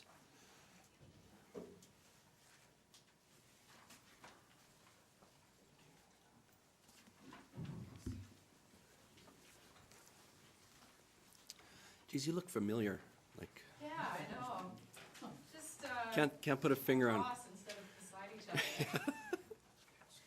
And I don't have to press the button. Okay, everybody's got copies. All right. So further ado, Ms. Alty, I'll turn it over to you. Mr. Chair. As mentioned, my name is Rebecca Alty. I'm the Manager of Community Relations and Communications for Diveck. Send regrets for Patrick Botamello, who's our President and Chief Operating Officer. He's up at site, as we had the CEO of Rio Tinto visiting the site yesterday and today. So to start off, the beautiful photo of our winter mine site. Similar to Acadie, we'll do a bit of a Diveck overview, and then we'll touch on our 2016 socioeconomic results, and then we'll hand it over to De Beers and welcome questions after that. So Diveck at a glance, we are a joint venture, 60% Rio Tinto, who's the owner and operator, and 40% Dominion Diamond Mines. We have just over 1,100 employees, which includes our contractors. We have 5 participation agreements. Other mines call them IBAs, and that's with the Kitikmeot Inuit Association, the Little Kay Dene First Nation, the North Slave Métis Alliance, the Clecho government, as well as the Yellowknife Dene First Nation. We were discovered in 1995. Operations began in 2003. We produce around 6 to 7 million carats per year, and since production began in 2003, over 100 million carats, and the current mine plan has production ending in 2025. On the next slide, but if you keep them kind of side by side, you can see we've got 4 kimberlite pipes that we're mining. So the one on the bottom right has the A154 south and north pipe. To the left of that is the A418, and in the top left corner, it's still filled with water because this aerial was from last summer, but is the A21 pipe. And we're just completing production and starting, or sorry, just completed construction and starting production, but I'll touch on that just a little bit farther in the presentation. So yes, as mentioned, we've got the four kimberlite pipes. We have 3 that are underground, A154 north and south, A418, and A21 will be open pit. And in Yellowknife, we clean and sort the Divic goods, and then they make their way over to Belgium. So the A21 pipe was a US $350 million investment. Construction began in 2015. We're ahead of schedule and on budget. First ore was delivered at the end of March, and we'll be at sustainable production by Q3 of this year. And as mentioned, our mine life is set to end in 2025. A21 doesn't lengthen our mine life. It just ensures that we have a steady stream of product right to the end.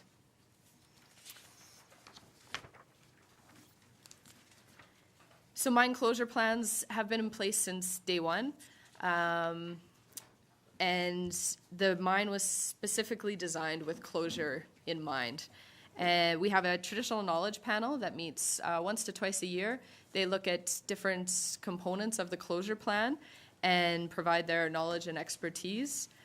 To date, the traditional knowledge panel has provided over 156 detailed recommendations for consideration. So we take the suggestions made by the traditional knowledge panel and incorporate them into our final closure plan.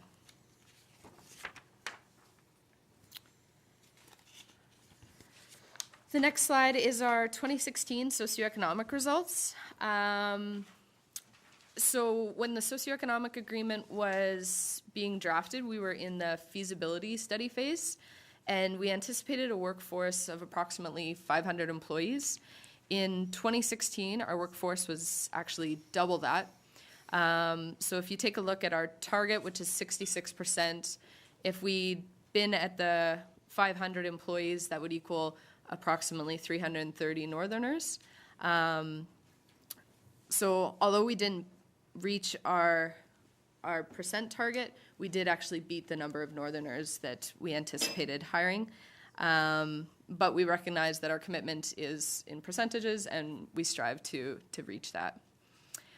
So in 2016, we did 47% of our employees were Northern, so 557 individuals, which was an increase from 2015's number of 546.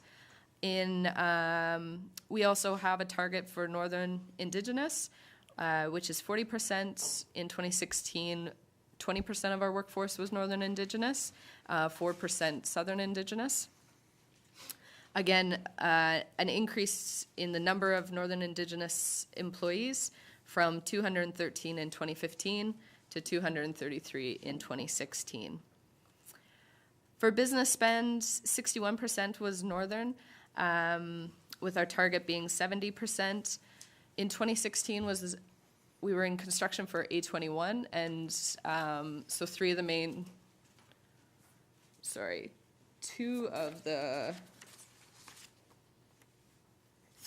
contracts were with Southern firms, very technical work, one of them actually being even outside of Canada, so building dikes. So we did see a decrease in the percentage, but again, an increase year-on-year spend. Since we began in 2000, 72% of our business spend has been with Northern businesses.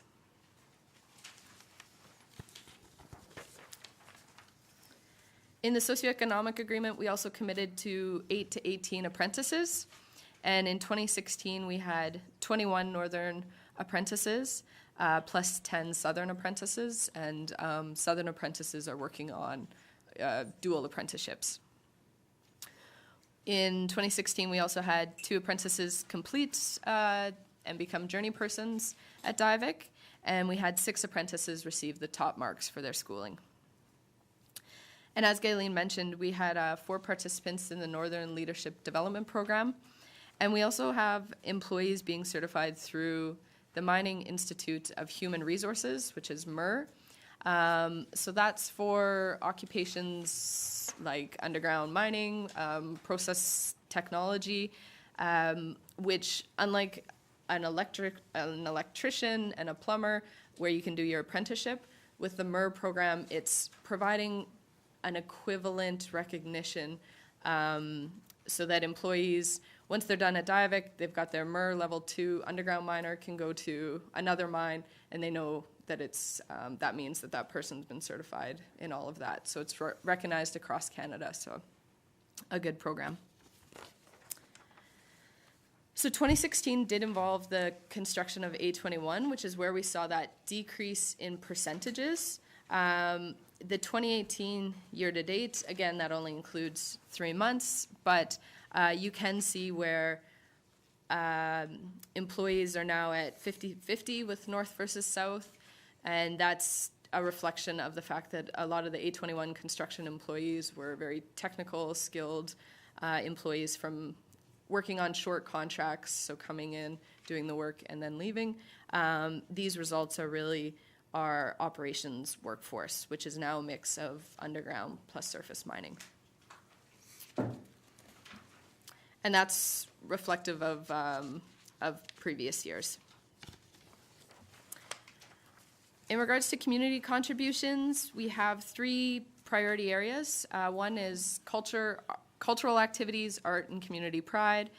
2 is education and skill development, and the 3rd is health and wellness. In 2016, we contributed just over $123,000, and 2 of the new sponsorship agreements that we signed in 2016 was one with the NWT On the Land Collaborative Fund, which is the GNWT's a major partner in, and the second is the NWT Aboriginal Sports Circle, so being able to roll out more programming in the communities across the Northwest Territories.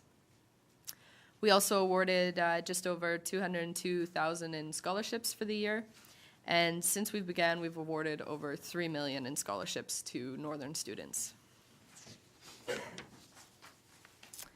And that's the conclusion of my presentation. If there's any clarification questions, I'd be welcome to take those now or wait till after De Beers presents.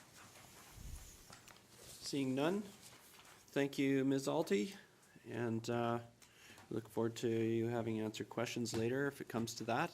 In the meantime, I will ask the De Beers group of companies to come up, have Mr. Rodell, Ms. Brenton, and Mr. Kruger.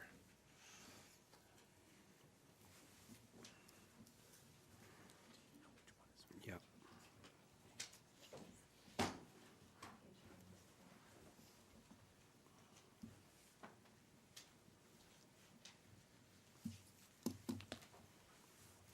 Ooh.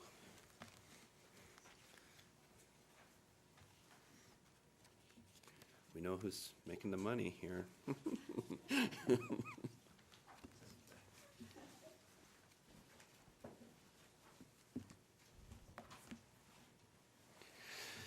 Mr. Rodell, I take it you'll be the lead? Okay, I think everybody has their presentations, and so without further ado, I turn the mic over to you. Okay. Thank you, Mr. Chair. Honourable Minister Schumann, members of the panel, ladies and gentlemen, thank you. It's a huge privilege for us to be here today. March this year was officially our first year of operation. We did open in September 2016, but we went into commercial production in March of 2017. And it's pretty much 1 year down. So if you go to the 3rd slide, it's myself, Alan Rodell, the General Manager of the mine, Keely Brenton, Superintendent, Indigenous Relations and Sustainability, and Terry Kruger, Superintendent of Communications. I'm going to run through this, hopefully within around 10 minutes, allow 10 minutes for questioning. So if I do rush, please excuse me. The benefit of this presentation is I'm going to show a little journey as we were in construction, as we've gone into our first year. How have we done? How have we migrated from our first year, where we definitely different skill sets as we transition into operations. So if you go to the slide with our production, historical production, you can see dating back to 2008 with our Victor and Snap Lake mines, and as we ramped down Snap Lake and then ramped up Gachagua, and that is showing 51% of Gachagua's production with the Victor mines production in 2017. If you go to slide 4, those are showing our 3 operations. We've got Snap Lake, which, as you know, is now in extended care and maintenance. The Tier 1 company, Dutch and Shaw Corporation. Victor Mine, which closes in Q1 of next year. And Gachagua, which has kicked off and, as I said, is in our first year of production. We have a 12-year life of mine. So if we just go to the next slide, go straight on to slide 6. That's my management team, where 66% of my team members live in Yellowknife. We're very much Yellowknife based, and we commute out of Yellowknife. If we go to the next slide, that's just some of our achievements, some of the 2017 achievements. A lot of them around the mine rescue competition, the Western Regionals, and some safety awards that were given at last year's CIM conference. Contributions to the economy, moving on to slide 9. You can see our spend in 2016 was 48% in the NWT, of which 24% of the total was with our Indigenous companies. If we move to the next slide, you can see that has increased. So that's the first question, how have we transitioned? 71% of our total spend in 2017 has been in the NWT. And 15% of the total spend has been on Indigenous companies. If we move to the next slide, we have a SEER target of 60% being our target for spend, and as I mentioned, we have now exceeded that in our first full year at 71%. We have got 2 long-term contracts with what we call Tier 1. Those are 100% Indigenous-owned businesses with Bowie and Paul Brothers, our welding partners. So if we just go to the next slide, that just shows you on the right-hand side. This is slide 12. If you have a look, it's circled, and it just shows you as our spend, we've transitioned from 2015 to 2017, our spend has progressively reduced in terms of spend in the south. Okay? So if you go to our people, that's jumping straight onto slide 14. And what we call as a person year, or a full-time equivalent of a person year, that is 13 rotations of 2 weeks on site. So this is not exactly aligned with number of people. The final slide will be, which I will cover. So if we go straight on to the next slide, this just now, so we saw how we transition in terms of northern spend. This now talks about how did we transition in terms of employment. Similar to DIVEX challenges, certainly during the construction phase, a lot of specialist skills from down in the south, project engineering houses and design houses, and you can see that only 28% of our person years were on the NWT.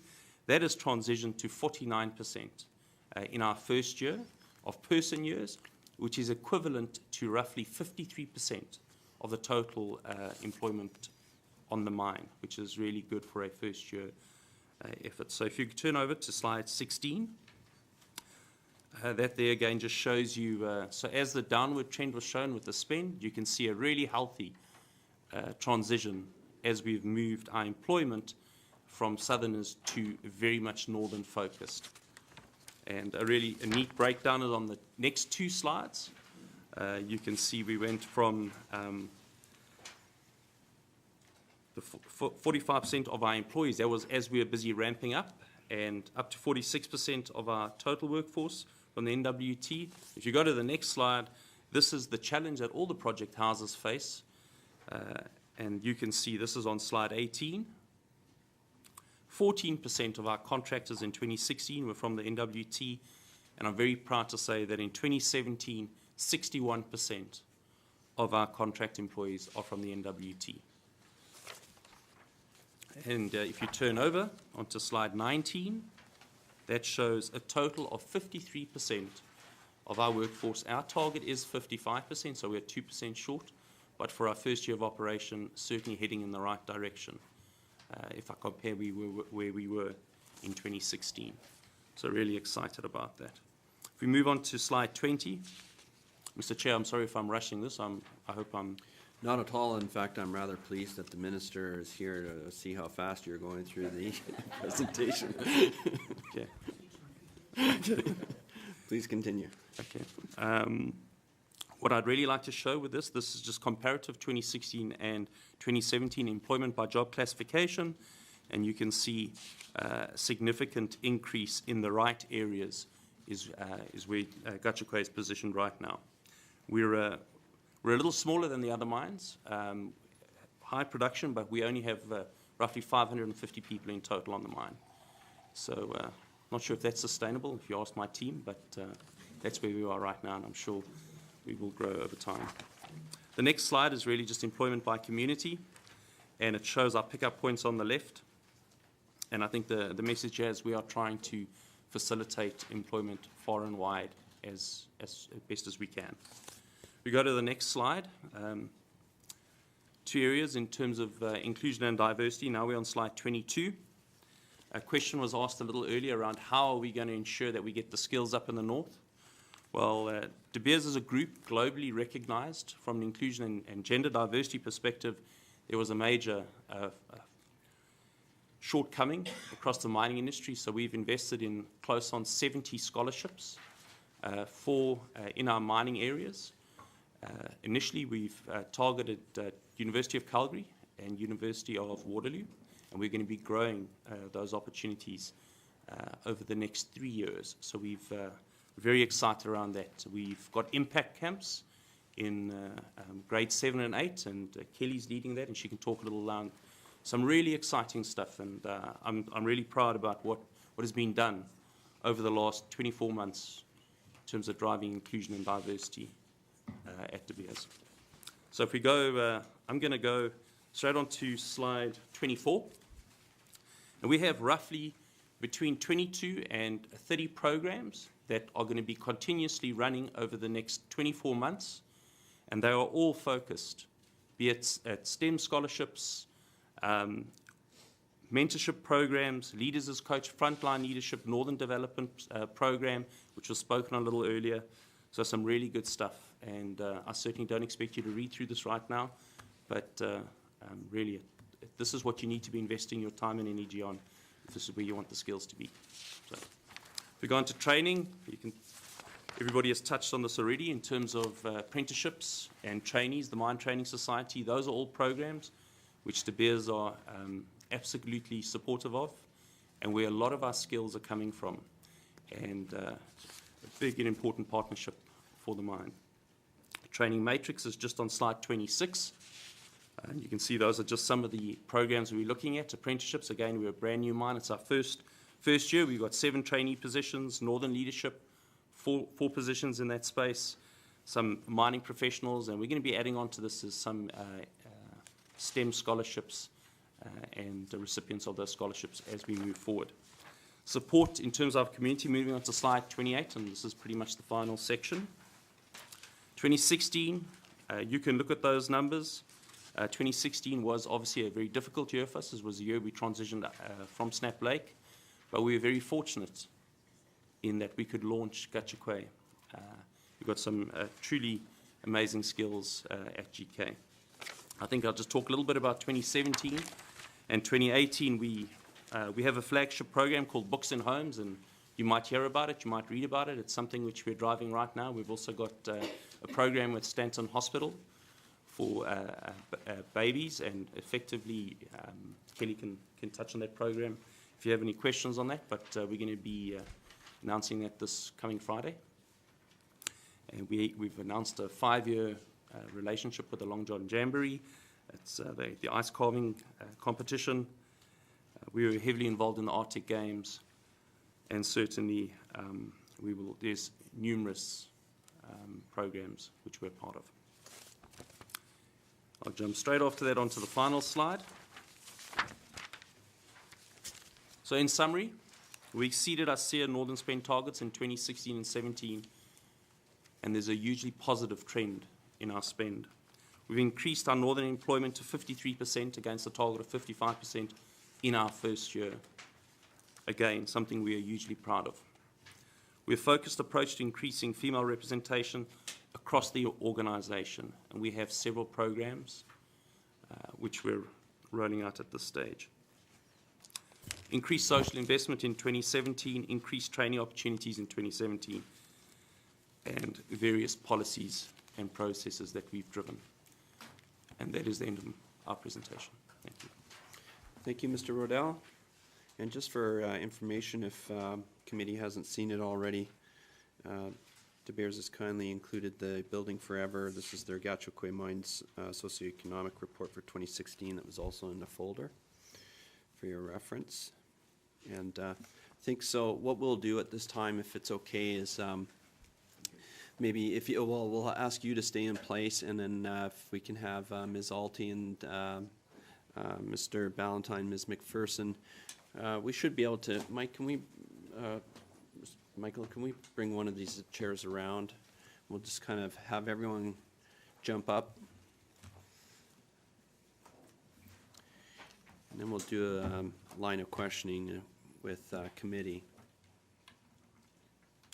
No, Nick?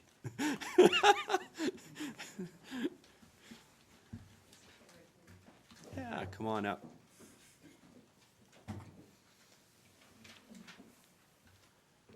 Okay, well, thank you all, first of all, for the great presentations and taking the time to come and meet with us and letting us know about the socioeconomic agreements that you have in place, sharing a lot of the operational and functional aspects of your minds.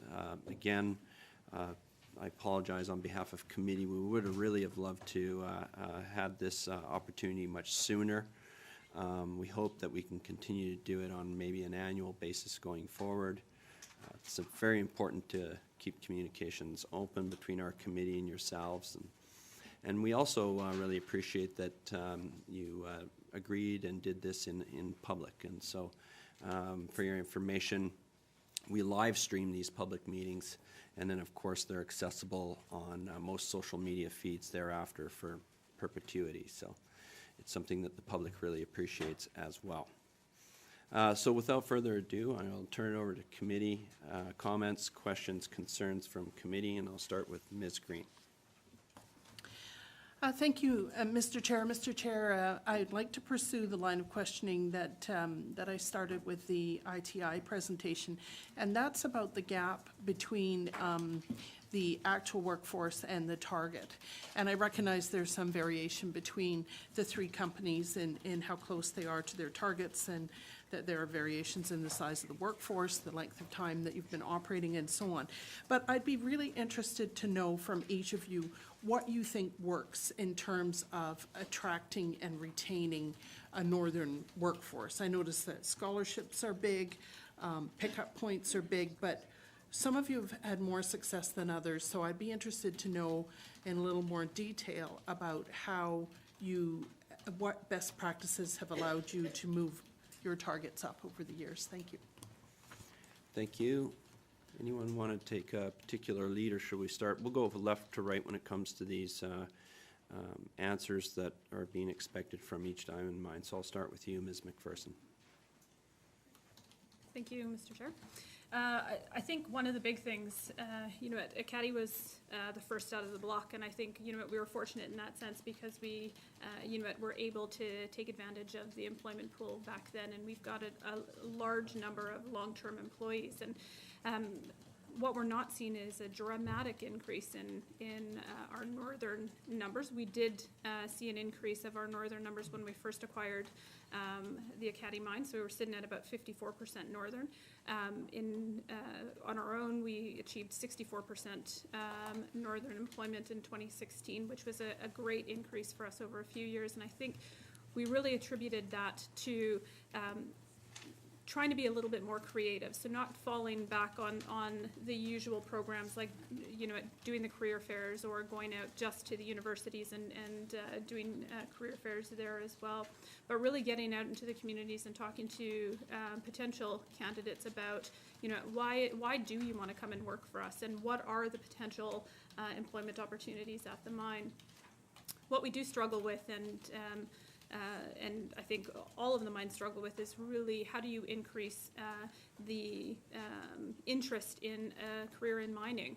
And it really does start, you know, we really need to look at those earlier grades and getting the interest peaked at that point, because what we're finding, obviously, is focusing on grade 11 and 12 is sometimes it's a little bit too late at that point.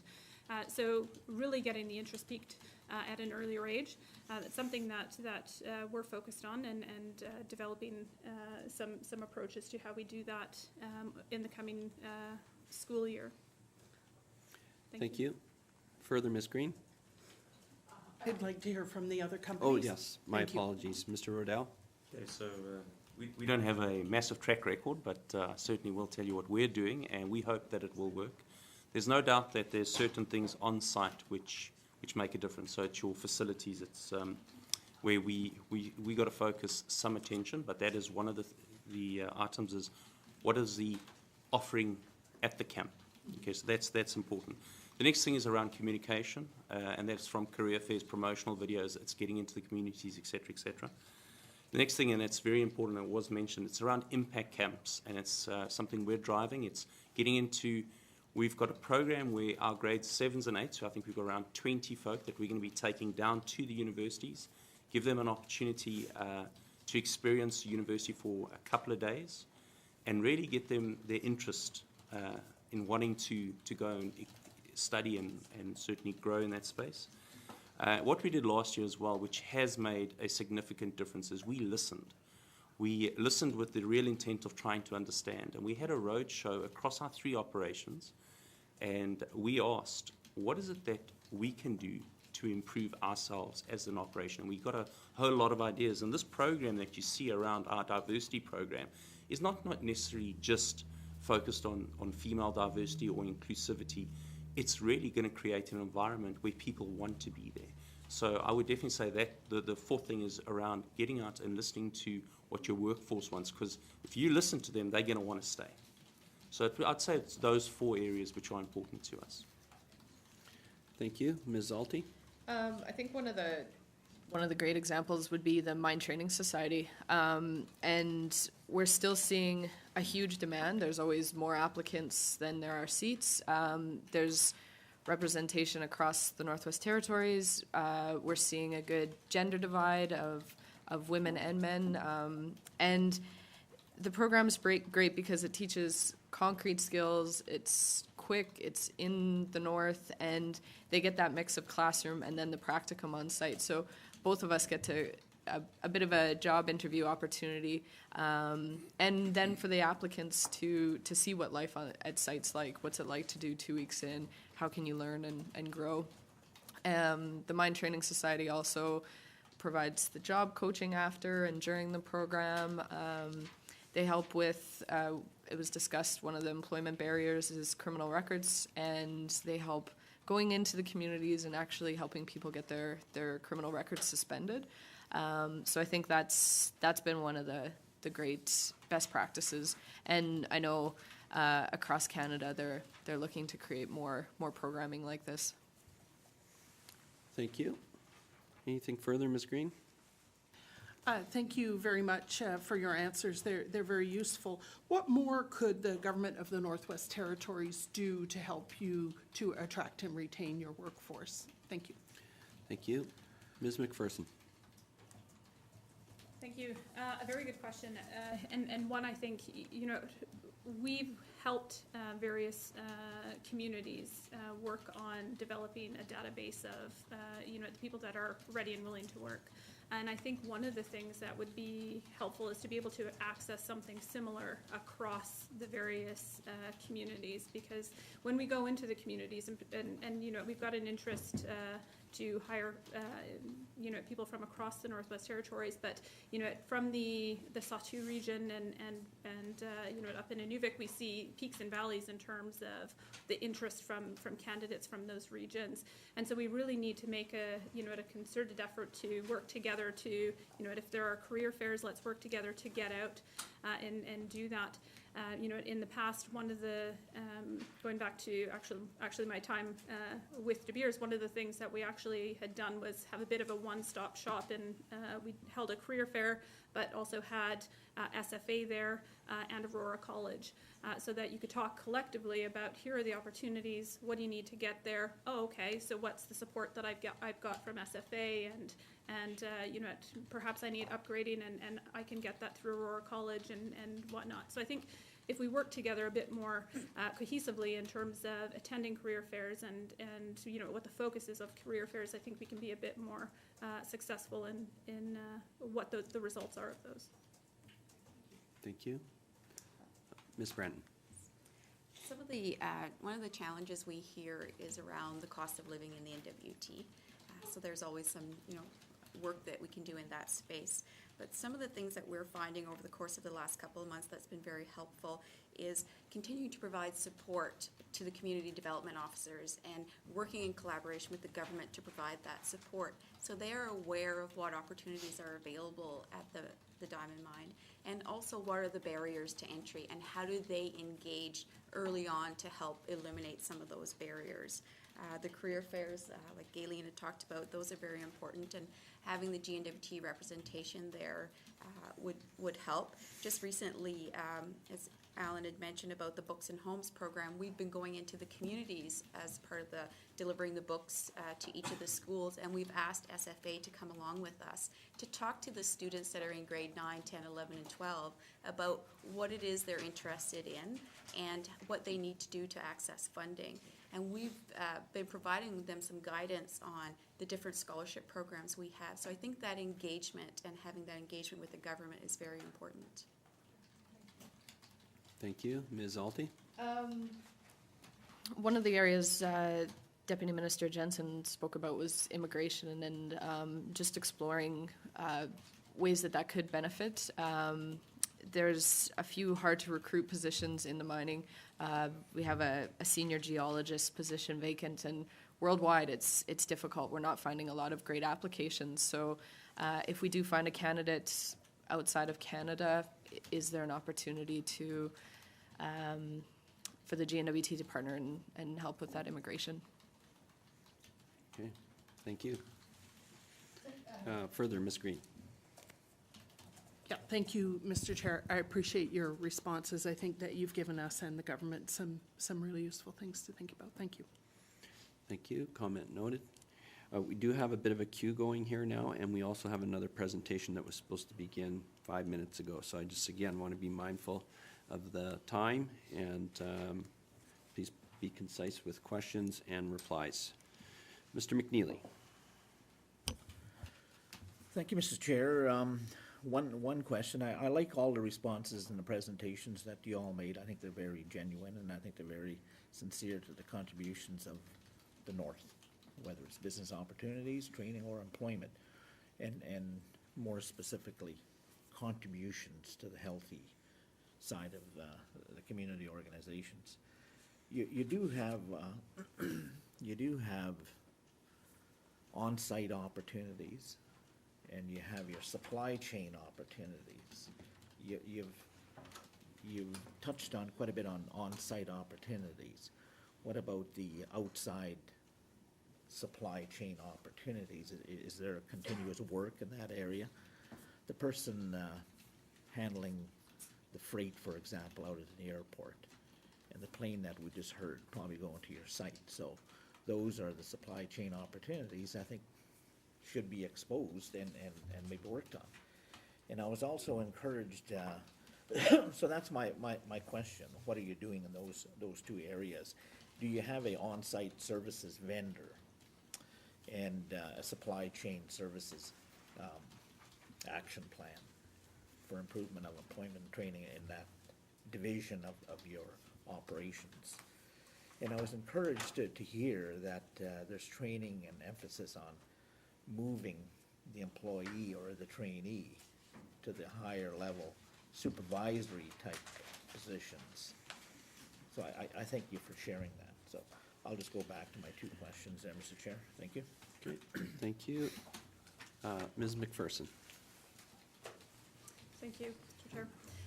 Lots of work over the last few years have been done in terms of supply chain and whether it's, the emphasis of hiring Northern and Northern Indigenous and the development of those individuals in the actual contracts.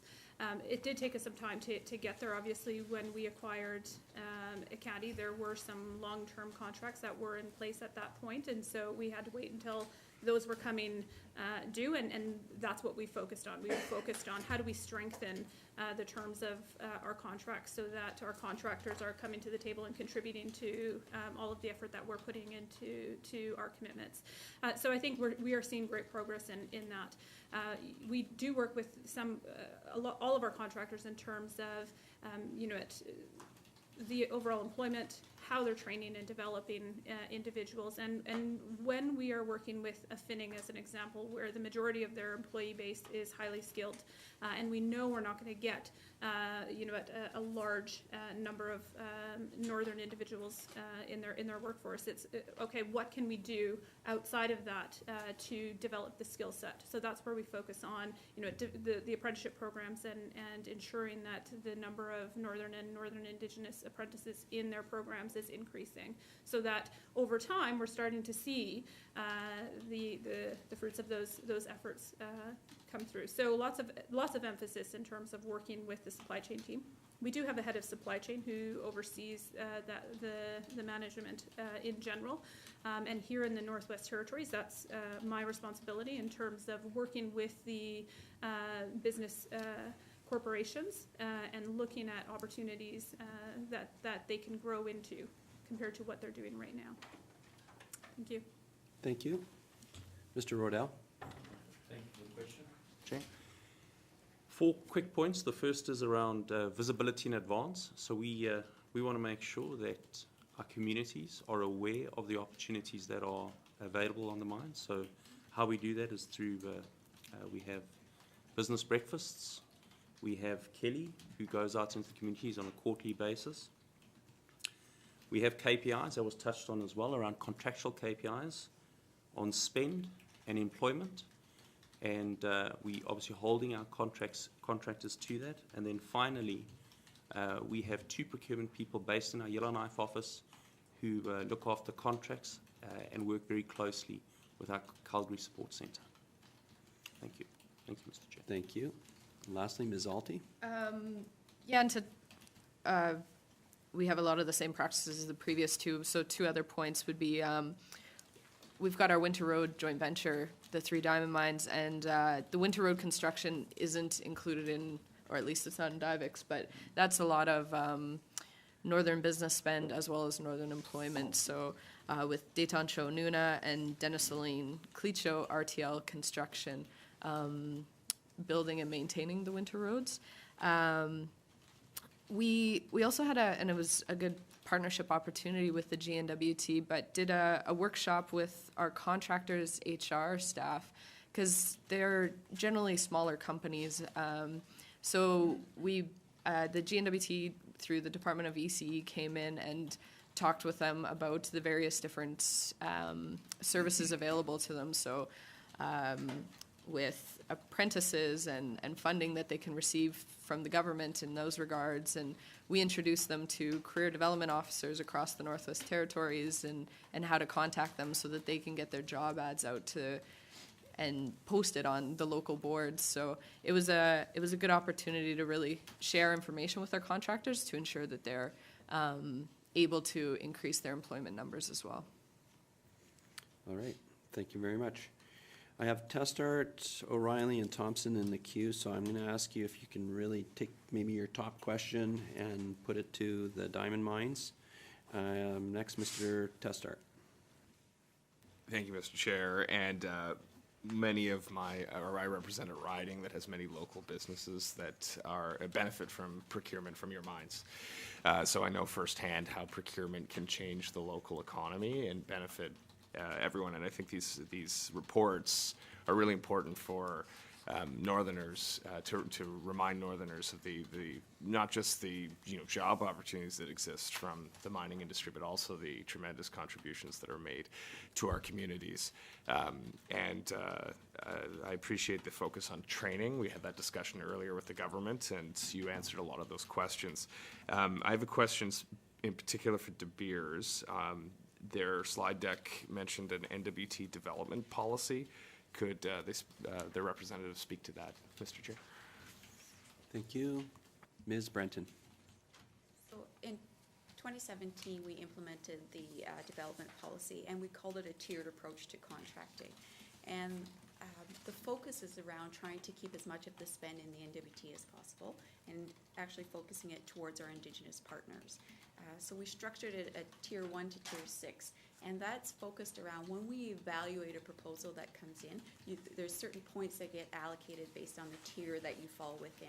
So for example, a Tier 1 contractor would be 100% Indigenously owned company, whereas a Tier 2 would be 70% Indigenous owned, and it filters down so that we don't see joint ventures being established where there's no benefit staying in the NWT. So that's the policy that we implemented in 2017, with a focus on trying to drive more of the procurement and spend in the NWT, and also with our IBA partners.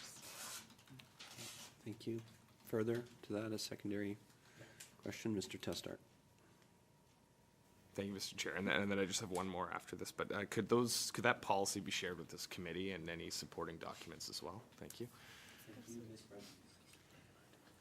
Yes, it can be shared. Thank you. Thank you for the commitment.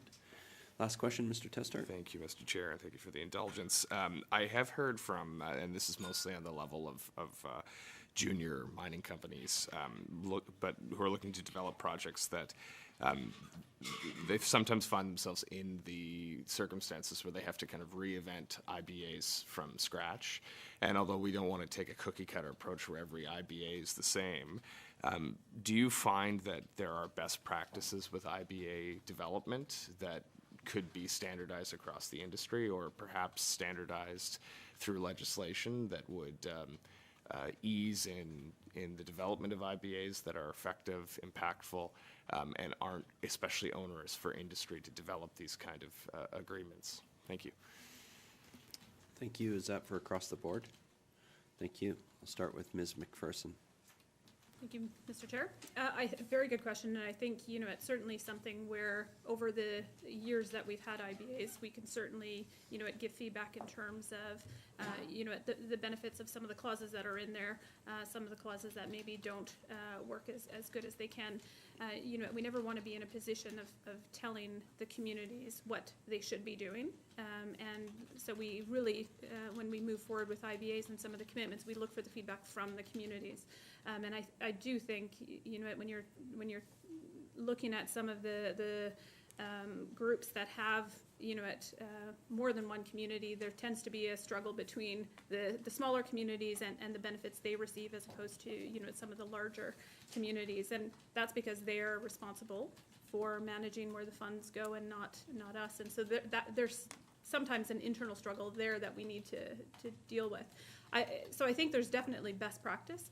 I am a little cautious in terms of, saying this is how it should be done, because it very well could be different for every group. And it's about doing what's meaningful for that group. Thank you. Mr. Rodell? Thank you, Mr. Chair. Briefly, we obviously get gauged from Anglo-American. They look at the processes we follow, and I've been fortunate enough to be through the licensing process in 2 other countries. And I can say that the collaborative approach that's taken here is world-class. The view that's shared by Anglo-American, and they meet with Kelly on a regular basis, is that this is leading practice. So I think in exactly the points were raised in terms of collaboration, in understanding what the communities are wanting and not dictating, is definitely the right way to go. And I think the NWT can be hugely proud of what they've achieved here in the last 20 years. I think there's a lot that people in the industry can take from what we do here. Thank you, Mr. Chair. Thank you. Further, Ms. Alty? Yeah, and I would caution with legislation because it's so difficult to change. So if you want to stay up on best practices, legislation tends to be a bit of a dinosaur that's slow moving. So that would be the caution of including it in legislation versus looking at other ways to ensure companies are adhering to improve the socioeconomic conditions of the Northwest Territories. All right, thank you. Next I have Mr. O'Reilly. Thanks, Mr. Chair, and thanks for the presentations. I have two questions. This is maybe a bit tougher and is going to require you thinking a little bit, but I want you to think ahead 25 years. Your mines are all closed, everybody's made money, and you've taken care of the environment. So what kind of legacy do you want to leave here in the Northwest Territories? Thanks. Ms. McPherson. Thank you, Mr. Chair. Obviously, you know, the long-term commitment is to build a sustainable northern workforce. And that means that we are developing individuals to a point where they can take their skills and experience and go into another industry or open their own businesses so that when the mines do close, they're not, you know, losing their livelihood. So that is the long-term plan and the long-term commitment. You know, we're not sad to see people leave the mine. You know, once they've you know, got their journey person certificate or whatever the case may be. If they choose to go and open their own company or anything like that, the fact that we're developing those people and they're going on to be successful is part of what we like to see. Thank you. Thank you. Mr. Riddell? I suppose there's three things. The first thing is probably not going to last 25 years, and that would be infrastructure. But the other two is exactly that, it's education. And that's where we're looking at a lot of our programs. In year one, we're launching into educational programs. That's going to give you a workforce which is competitive, not only in the north, but in the south and globally. If you want the NWT to be a global player, you've got to make sure that they carry global skills. And then finally, it's around business capacity.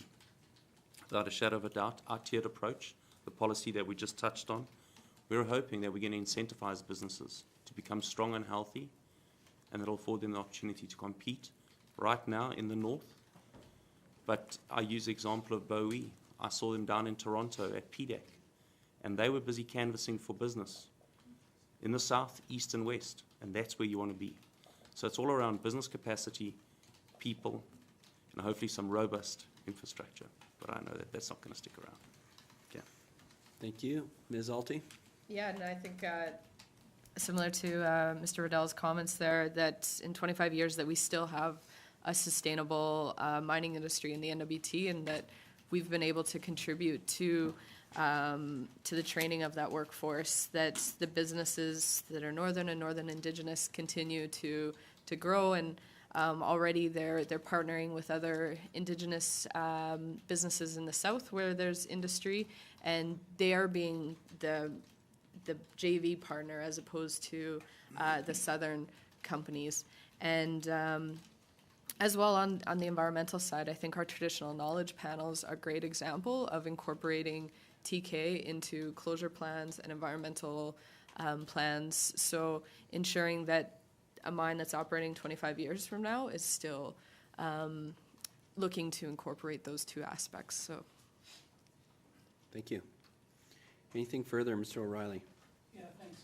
I think there were some helpful, thoughtful comments there. My last question is, I was a bit surprised with the Mineral Resources Act public engagement process. There's a list of who submitted comments in the back of the document. None of your companies submitted any comments.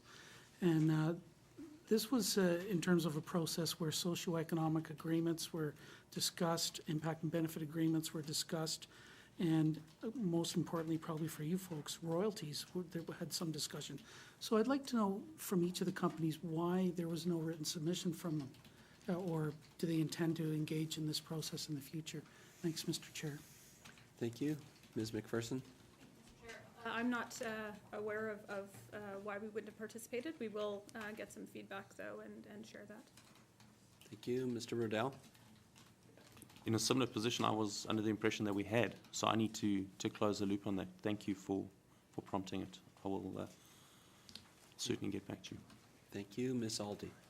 We participated through the Chamber of Mine, and are looking forward to participating in future once we see a draft of legislation. Thank you. Next, I have Mr. Thompson, and I'm going to ask that Mr. Thompson be the final question asker, as we have some technical stuff that we have to do as well prior to the next presentation that we have. So in the expedience of time, Mr. Thompson. Thank you, Mr. Chair, and I'll try to be as quick as I can here. One is a comment. I think the criminal record suspension, that is a very positive step by you guys. I think that does open up a whole bunch of people to work for. Opportunity, you talk about career development officers, but there's also, in the smaller communities, there's the government service officers. If you can get that information out to them, you can do that through the executive. That does open up the door for the smaller communities and for the employment. So my first question is to Dominion, and I have two. This first one is real quick. On slide 2, you talked about Dominion is, private company. Dominion is a stakeholder focused rather than shareholder focused. Now, are you guys going to move back to the Northwest Territories? I guess real simple question. Are you guys going to be moving back to the Northwest Territories and opening or having your office back here? Thank you, Mr. Chair. Thank you. Ms. McPherson. Thank you, Mr. Chair. There are no plans right now to move the corporate office back here to Yellowknife. We do have a fairly strong office here. We still have over 20 employees that are based here. With our key functions, it's very important for us to ensure that human resources is based here in Yellowknife, and it is. I've got responsibility for northern procurement and the relationship building across the northern businesses, and I'm based here in Yellowknife. As part of the executive committee of the company, I'm based here and continue to support our operation here in the Northwest Territories. Thank you. Further, Mr. Thompson? Thank you for that clarification. That's good to know. Well, I forgot one other thing. I like your pickup points.